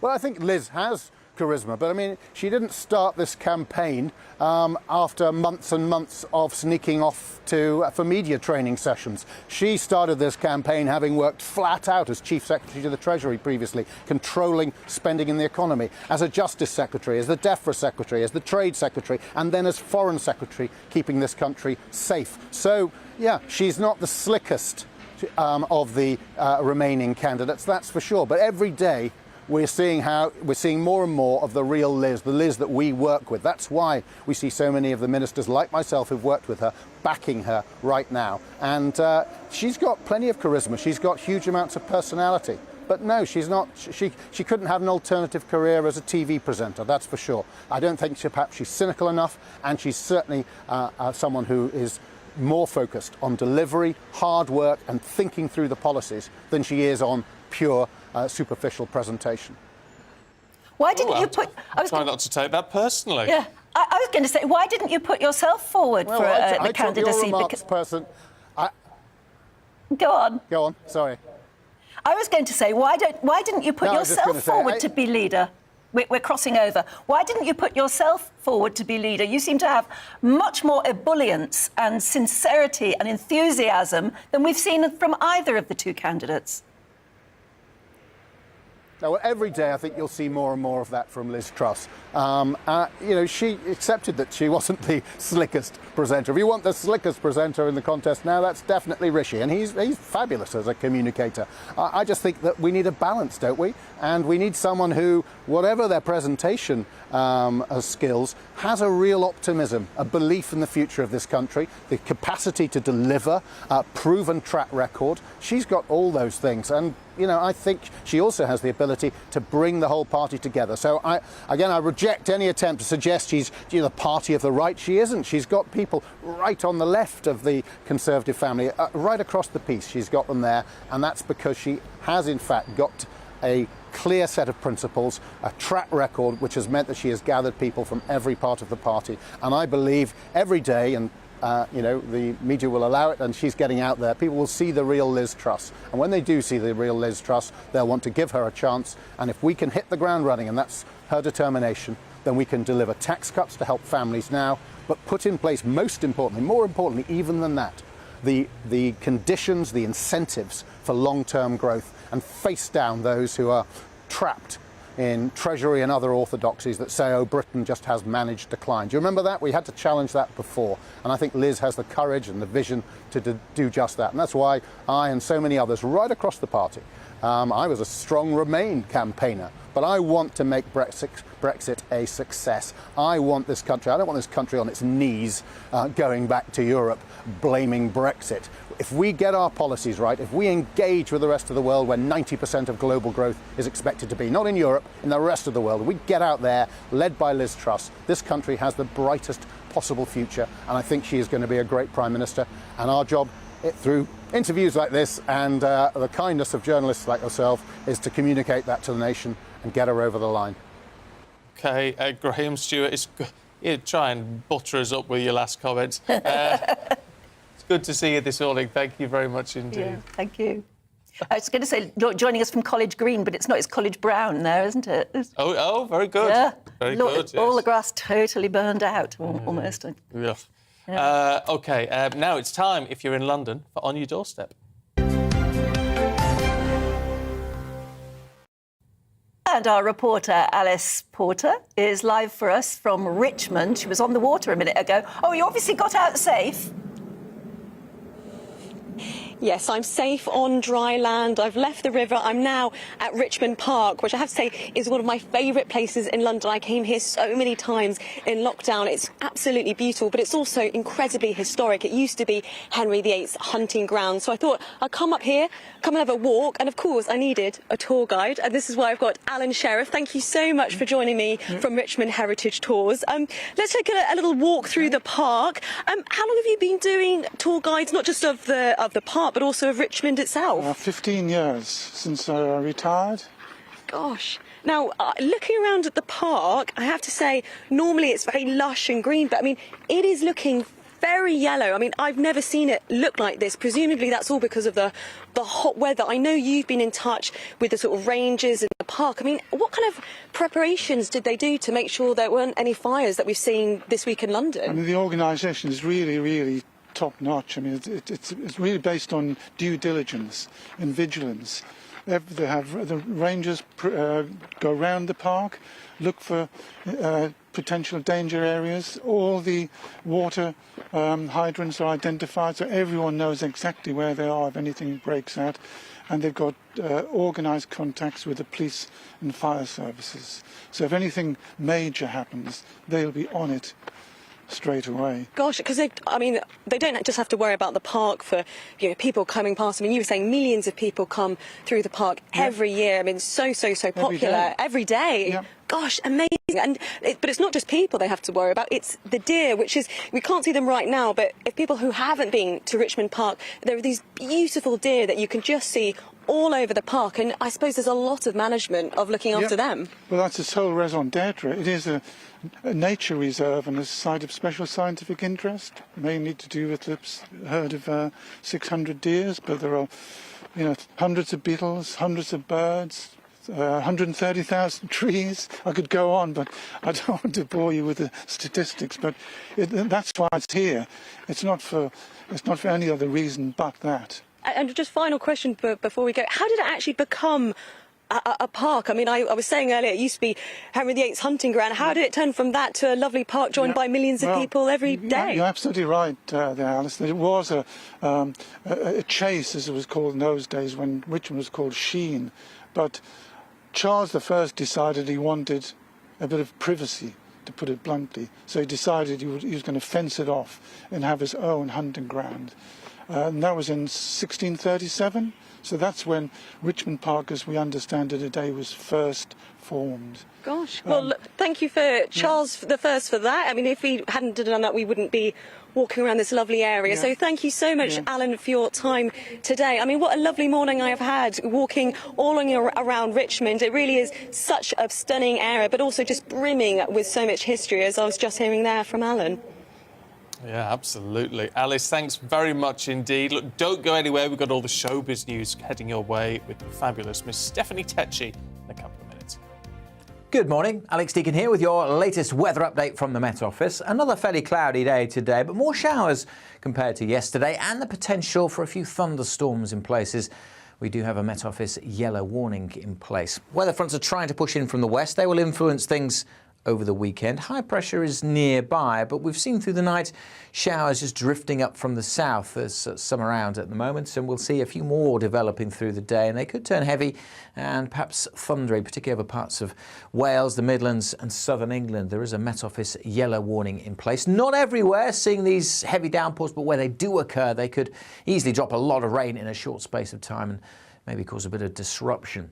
The showers will be few and far between across Scotland and Northern Ireland. Most places here dry and bright, and in the sunny spells in the south, mid-20s is possible, but many places with a lot of cloud, only in the high teens at best. And we'll see a few more showers spreading across the Midlands, Northern England and into southern Scotland this evening. And still a potential for some isolated thunderstorms across the southwest well into the evening too. But steadily overnight, the showers tend to fade away. Most places will become dry until those weather fronts start to move in from the northwest. Temperature-wise, well, dipping down again into the mid-teens, maybe high teens across the south.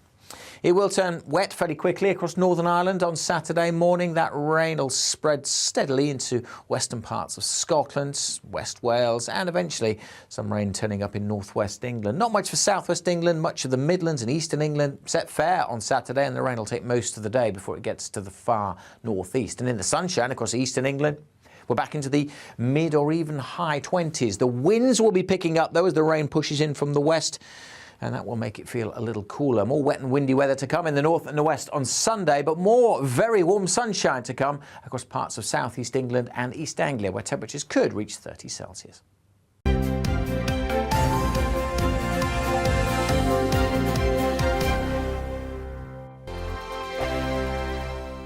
We are GB News. We're right across this great nation. On TV. On radio. On digital. Absolutely everywhere. We don't talk down to you. We embrace all voices with honest and civilised conversation. We are not part of the establishment. We're one of you. And we're only getting started. Join us on GB News, The People's Channel. Britain's news channel.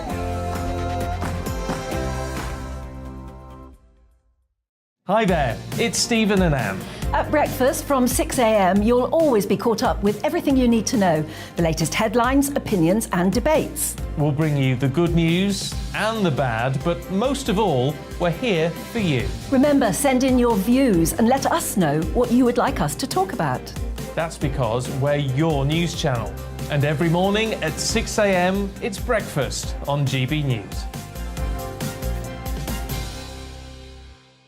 My name's Tom Harwood, and join me 9:30 a.m. every weekday for The Briefing, your one-stop shop for everything you need to know about what's going on in politics today. I wonder if this is a deal that might need to be like the biscuits in this factory, twice baked. Is there not an opportunity here to win out against the extremes? Tom Harwood, GB News. What are you going to do about it?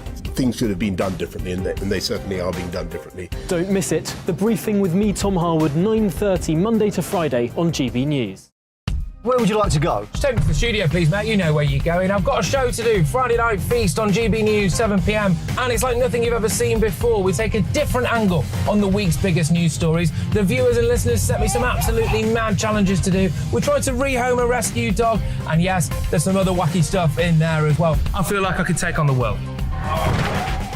Well, that's that. Friday Night Feast with me, Patrick Christie's, every Friday, 7 till 9 p.m. on GB News. Be there.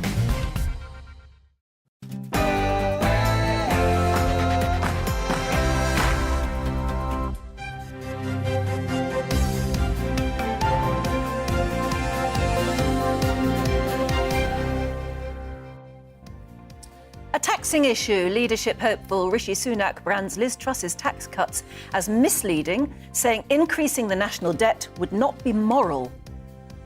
Very good morning to you. It's 9 o'clock on Friday, the 22nd of July. This is Breakfast on GB News with Stephen and Anne. And we're live across the whole of the UK on both your TV and your radio. So here's what's happening this morning. A tussle over tax as Liz Truss overtakes Rishi Sunak in a poll of Tory members. We look at why they're divided over how much to tax us. The brother of Princess Diana, Earl Spencer, calls for criminal charges to be brought against those at the BBC responsible for fabricated allegations in order to secure the infamous Panorama interview with his sister, of course, Princess Diana. It comes after Prince William and Prince Harry's former nanny won a substantial payout for false allegations used by the BBC at the time.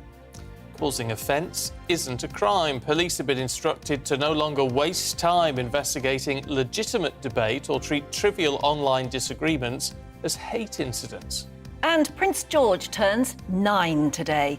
In traditional style, a photograph taken by the Duchess of Cambridge shows the young prince on a beach holiday in the United Kingdom earlier this month. Oh, doesn't that make you feel a little bit old? It does, I'm afraid, and he's crossed all the papers, as you can see there this morning. I mean, it's lovely, 9, but I mean, it doesn't seem like he was born 5 minutes ago. Absolutely. What makes you feel old? Anything like that? GB Views at gbnews.uk.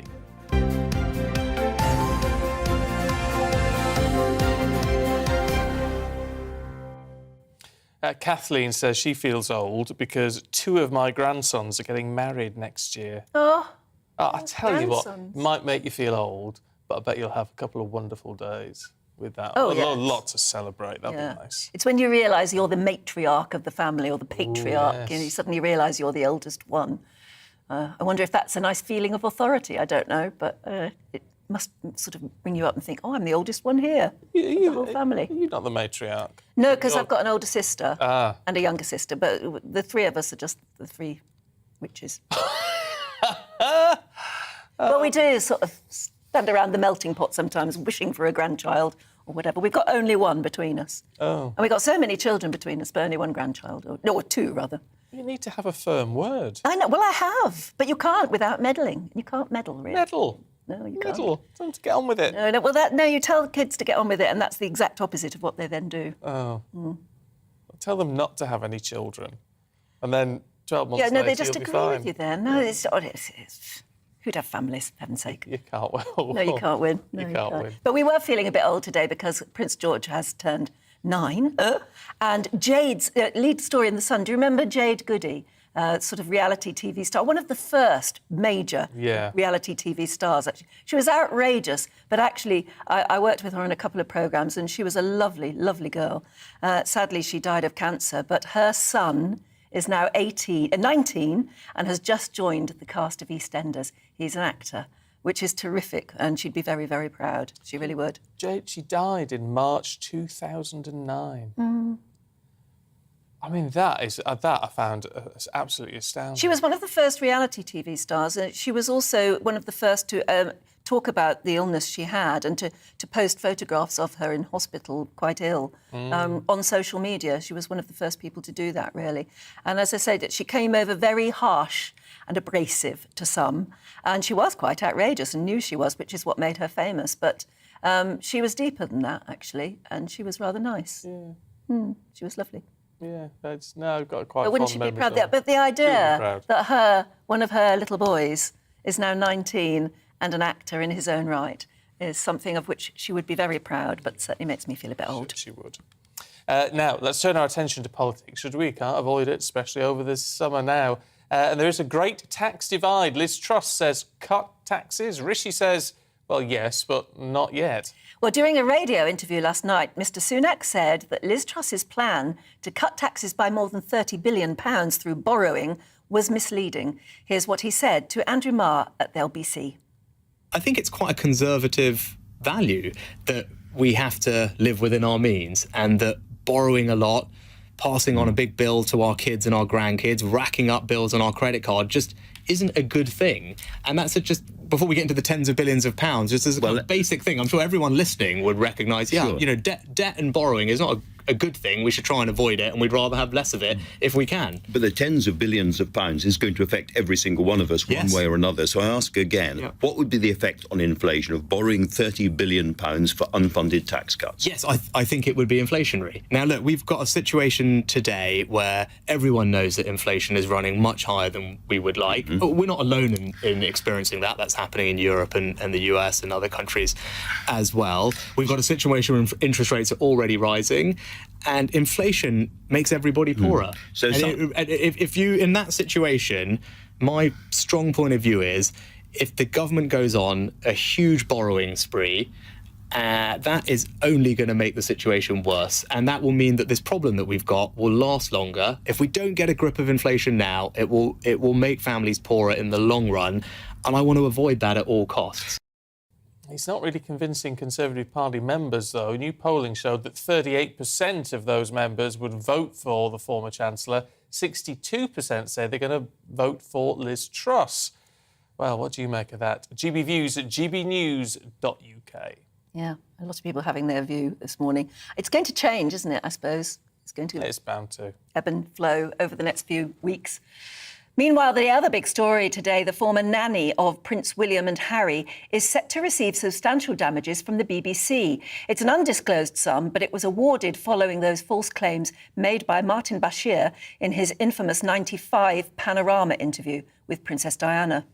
Now, Alexandra Pettifer, better known to us as Tiggy Leg Burke, got a public apology from the broadcaster over fabricated allegations that she'd had an affair with the Prince of Wales while she was a personal assistant in 1995. Well, earlier on the programme, we spoke to Tessa Clark, who's the author of a book about media freedom and the privacy debate after Diana, and asked her what repercussions should there be, if any, for the BBC.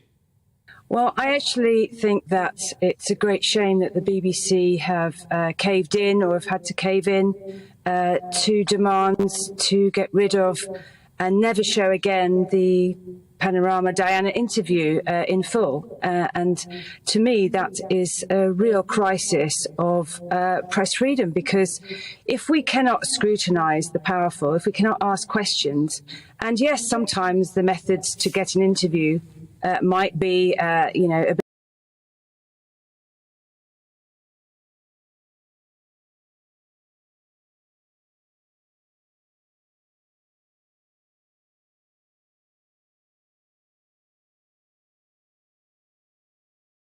and get interviews of public importance. But and to me, that is not really how we should be moving forward in a democracy.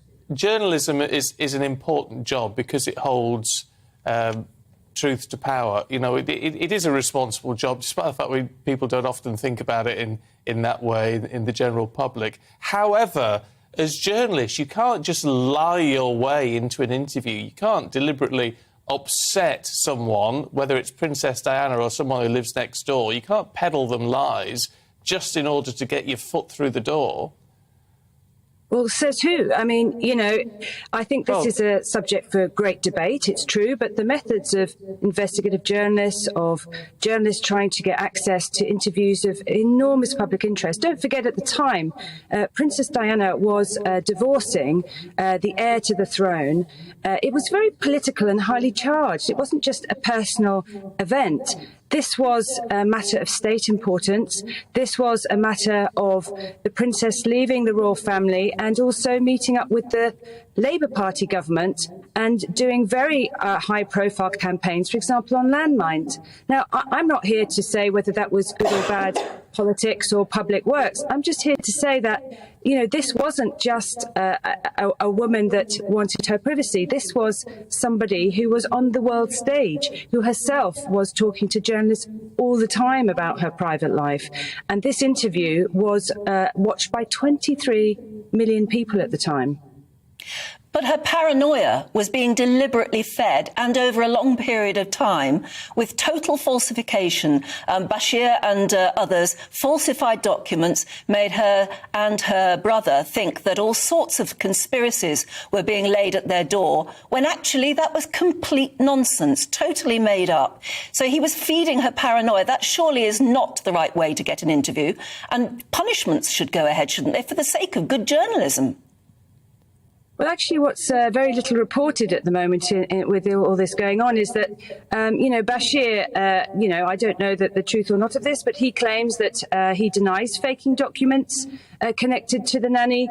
And he says that the notes made by Earl Spencer, some of them were actually Princess Diana's own words, her own feelings, whatever he was doing anyway. So, let's be clear about this. We cannot airbrush history and start removing a major piece of history, broadcast history by the BBC, this interview with Diana on Panorama, just because of the certain methods that plenty of journalists use to get interviews. And some of the allegations are denied anyway. So I think at the moment we have to ask ourselves, what sort of society do we want? Do we want a society where we do not start censoring major pieces of public broadcast history?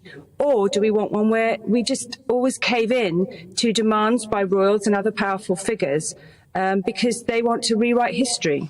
But it's very difficult to make that argument, isn't it, in terms of rewriting history, because it's not as though this interview has been stopped. It's not as though we've all seen the interview, and it'll all be available. There's snippets available on it on YouTube and everywhere else, which will be there forever now. So it's not stopping something that we've never seen. We know what was said in that interview. Well, that's all right for you or I to say, but actually for the younger generation, they have not seen that. That interview, to see it in full, is to recognise the huge power play going on at the heart of the palace. And that was so significant at the time because, as I said, Princess Diana was also talking to the government of the day. When she died, they called her the People's Princess. She was trying to put forward a new modern idea of the monarchy at the time that was highly controversial to the traditional values of the monarchy as exemplified by Prince Charles. So for her, she was putting forward a more touchy-feely monarchy, one that was challenging landmines. And for him, he had a much more dignified presentation of the monarchy, and he was trying to put forward one of tradition and stiff upper lip. That was unravelling at the time. Even Prince Charles himself did talk about his private life with Dimbleby on an ITV show. So this is a major part of our history that I would expect other generations, the younger generations, to be able to see in full, as well as other broadcasts and other information about that time, because it was a very, very significant time, a real cultural and political shift at the heart of the monarchy. We cannot censor that. What do you think should happen to the perpetrators of that deceit? As I said, documents were falsified, lies were told, and I think most good journalists would be absolutely appalled at the way that interview was procured. What do you think should happen in terms of punishment? A different subject, maybe, from whether or not the Panorama interview should be, erased from time. Well, there was no crime committed. I don't know what journalists you know, but I've worked in newsrooms, I've worked with investigative journalists, I've worked with feature journalists. There's all sorts of journalists who do different jobs. But this practice of faking IDs to get access to particular places or access to interviews this is part of investigative journalism. This is there were bank statements that were falsified. Are up for debate. It's true, but sometimes we justify the leaking of documents, certain methods being a bit underhand, to justify in the public interest some piece of journalism, a story, an interview. And in this case, 23 million people did tune in because they felt that it was important to view what that Princess Diana was doing, how she explained herself at the centre of a major story at the heart of the palace. These people need to be held to account. We can't vote them in, we can't vote them out, but the media and its scrutiny of the royal family at the heart of our state is one of the few ways that the public actually can hold them to account, by viewing what they say and having journalists ask them tough questions. Makes you think, doesn't it? I mean, I don't know. We've been talking about it ever since we first interviewed that lady a few hours ago, and we reckon that we do know journalists, a great many journalists, who would be absolutely mortally offended at the thought that what Martin Bashir and his cohorts did is acceptable in any way at all. It wasn't. Good journalism is about obtaining interviews and finding out facts without deceit. And of course, a lot of people cross the line and have done from time to time and have been brought up to book for it. No, good journalism has to be accountable to the best morals, doesn't it? Not always. It isn't always the case. People will break rules in order to break stories, but they shouldn't. No, it should be done. It should be above board. You can do anything you like to get a story. No, you can't. I mean, no. Good goes back into the And not to deliberately mislead and feed the paranoia of a vulnerable woman, and we all knew that Diana was. Anyway, let us know what you think on that one, as you do with everything we're covering, including the weather, of course. The old saying says, make hay while the sun shines. Well, in Northern Ireland, they've been bringing in the barley. Farmers have been taking advantage of the dry weather, and we can now get a look at how this will further impact food prices. Yeah, our Northern Ireland reporter, Dougie Beattie, has been talking to the deputy of the Ulster Farmers Union to try and find out more. Combine harvesters move into golden fields of barley, beginning a process that will have a direct effect on our pockets. Winter barley is the first of our cereal crops to come in, and it was planted in October before the Ukrainian conflict and when red diesel was under 50 pence a litre. John McClanahan, Deputy President of the Ulster Farmers Union, explains. That crop has been an expensive crop to grow this year. All those the farmers have took on additional input costs around the cost of the fertiliser, the cost of the fuel, the cost of the plant protection products they've had to use. Agri-fuel is now over $1.20 a litre, and with some machines using over 1,000 litres a day, prices for crops should be up substantially. But the market seems to be slow to react. Certainly there seems to be a little downward pressure at the moment on those prices. Prices being talked down, which is unfortunate. I mean, as farmers, we always farm with a certain degree of optimism, but this year we've had to imply a lot of additional costs in getting those crops to the point of harvest. And we are hoping that the market will give us a return for that additional cost that we've had to incur. The simple equation of supply and demand will ultimately set prices and crop planning for 2023. If we've learned anything over the last 6 months, it's how global markets can change dramatically, how events in other parts of the world can have a dramatic effect on what happens in our part of the world. So there's a need again to recognise that level of self-sufficiency which we've lost over the last couple of decades. We don't want to get to a situation where as a nation we are become totally dependent on imported food products and we end up with empty shelves. That's something we want to avoid. So that's something if government can do anything, it should look at policy which will ensure that we have continued supply of local food. Many farms have been encouraged to drive forward and away from older methods, but barley has many uses. One of the byproducts of barley is straw. Traditionally used for bedding, it can also be found in such products as chaff. But with budgets tightening on the farms this winter, traditional methods will more than likely be back in use. We know some farmers who are looking at chopping that straw and putting it straight back into the ground for the nutrient value that it will give because of the higher fertiliser prices that that are in the industry. So by reusing that straw back into the ground, they can save on their fertiliser bill next year. With global costs rising, farms cannot absorb any more expense. If food prices are to be kept steady, the government must re-evaluate its agricultural policy. Dougie Beattie, GB News. Oh, how lovely to be out and about in Ireland at the moment. And normally we see Dougie in front of Stormont, don't we? Yes. Talking about the government. But it's really nice to see him in a field in Carryduff in County Down. Hello there, Dougie. Hi. Good weather still. Good morning to you, and yes, it's one of my favourite places, is in the middle of a field, and this field in particular is due to be harvested probably in the next few days. The good weather has really toasted the cereal crops here and started to bring them in. But why are they important to us? Well, there's 3 crops in farming in the calendar that really we must look at to know what our food prices are over the next 12 months. And when we're talking about inflation, 2 things that you must really watch is energy costs and food costs. And farming has been suffering over the last 3 or 4 decades. Now, this crop behind me isn't westerly facing, it is on a hill. It'll probably get about 2.1 tonnes per acre. That's not brilliant. That field that I was in outside Rathfriland yesterday was about 3 tonnes per acre.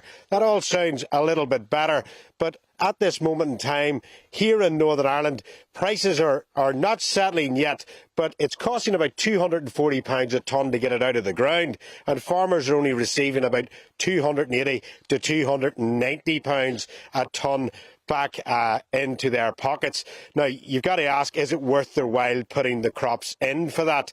We will be watching England very shortly because the winter crops will be coming in the next week or two. And why this is so important to us is because this stuff just doesn't feed animals. It also makes things like beer. So the next time you go down to the pub and think about having a pint, you might think of how little farmers are getting for this and how much it may cost next year onto the pint of beer. Yeah, no, absolutely. Dookie, thanks very much indeed. Thank you. Absolutely. I think in a lot of places the farmers have had to get out and harvest early because of the baking hot weather of the last week or so. Well, it's not been good for farmers, the weather over the past. But I do love to years, see a combine harvester in action, don't you? So fascinating. They are. They are. Don't know why. Tell you what else is fascinating. J-Lo, permanently fascinating. Benifer. Benifer, yeah. We'll tell you where they had their honeymoon with Stephanie Tetchy in a couple of minutes.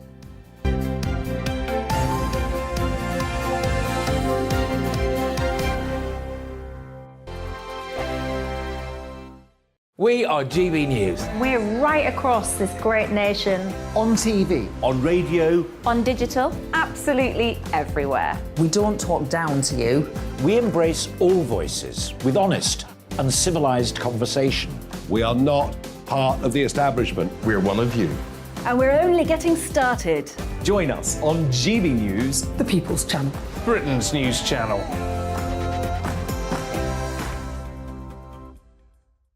Hi there, it's Stephen and Anne. At breakfast from 6 a.m, you'll always be caught up with everything you need to know, the latest headlines, opinions and debates. We'll bring you the good news and the bad, but most of all, we're here for you. Remember, send in your views and let us know what you would like us to talk about. That's because we're your news channel. And every morning at 6 a.m, it's breakfast on GB News. My name's Tom Harwood and join me 9:30 a.m. every weekday for The Briefing, your one-stop shop for everything you need to know about what's going on in politics today. I wonder if this is a deal that might need to be like the biscuits in this factory, twice baked. Is there not an opportunity here to win out against the extremes? Tom Harwood, GB News. What are you going to do about it? Things should have been done differently, and they certainly are being done differently. Don't miss it. The Briefing with me, Tom Harwood, 9:30 Monday to Friday on GB News. Where would you like to go? Just take me to the studio, please, Matt. You know where you're going. I've got a show to do. Friday Night Feast on GB News, 7 p.m. And it's like nothing you've ever seen before. We take a different angle on the week's biggest news stories. The viewers and listeners set me some absolutely mad challenges to do. We tried to rehome a rescue dog. And yes, there's some other wacky stuff in there as well. I feel like I could take on the world.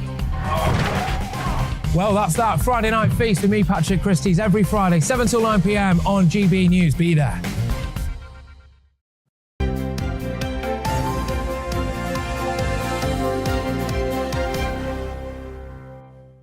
Love is in the air with Stephanie Tetchy this morning. Good morning, Stephen and Anne. Oh, love the earrings again. Thank you. You've got such a good eye, Anne. I love it. Let's talk honeymoons then. I know, Benifer. So after they eloped last week, to everyone's surprise, we knew the wedding was coming up, but they shockingly eloped in Las Vegas. But now they've been having their honeymoon in the City of Love in Paris. Oh. They've been spotted there. But it hasn't actually just been them two. They've actually been with Ben's two daughters, with Jennifer Garner. So it feels like it's been a honeymoon for four, which has been quite sweet. Oh, it's unusual, isn't it? Yeah, and I know a lot of people are questioning whether they're going to last, but... Oh, that's a bit unkind, just when they've tied the knot. This is her fourth wedding, but the wedding minister who... Yes, it is. This is Jennifer's fourth time round the block. And his second. His second. Yeah.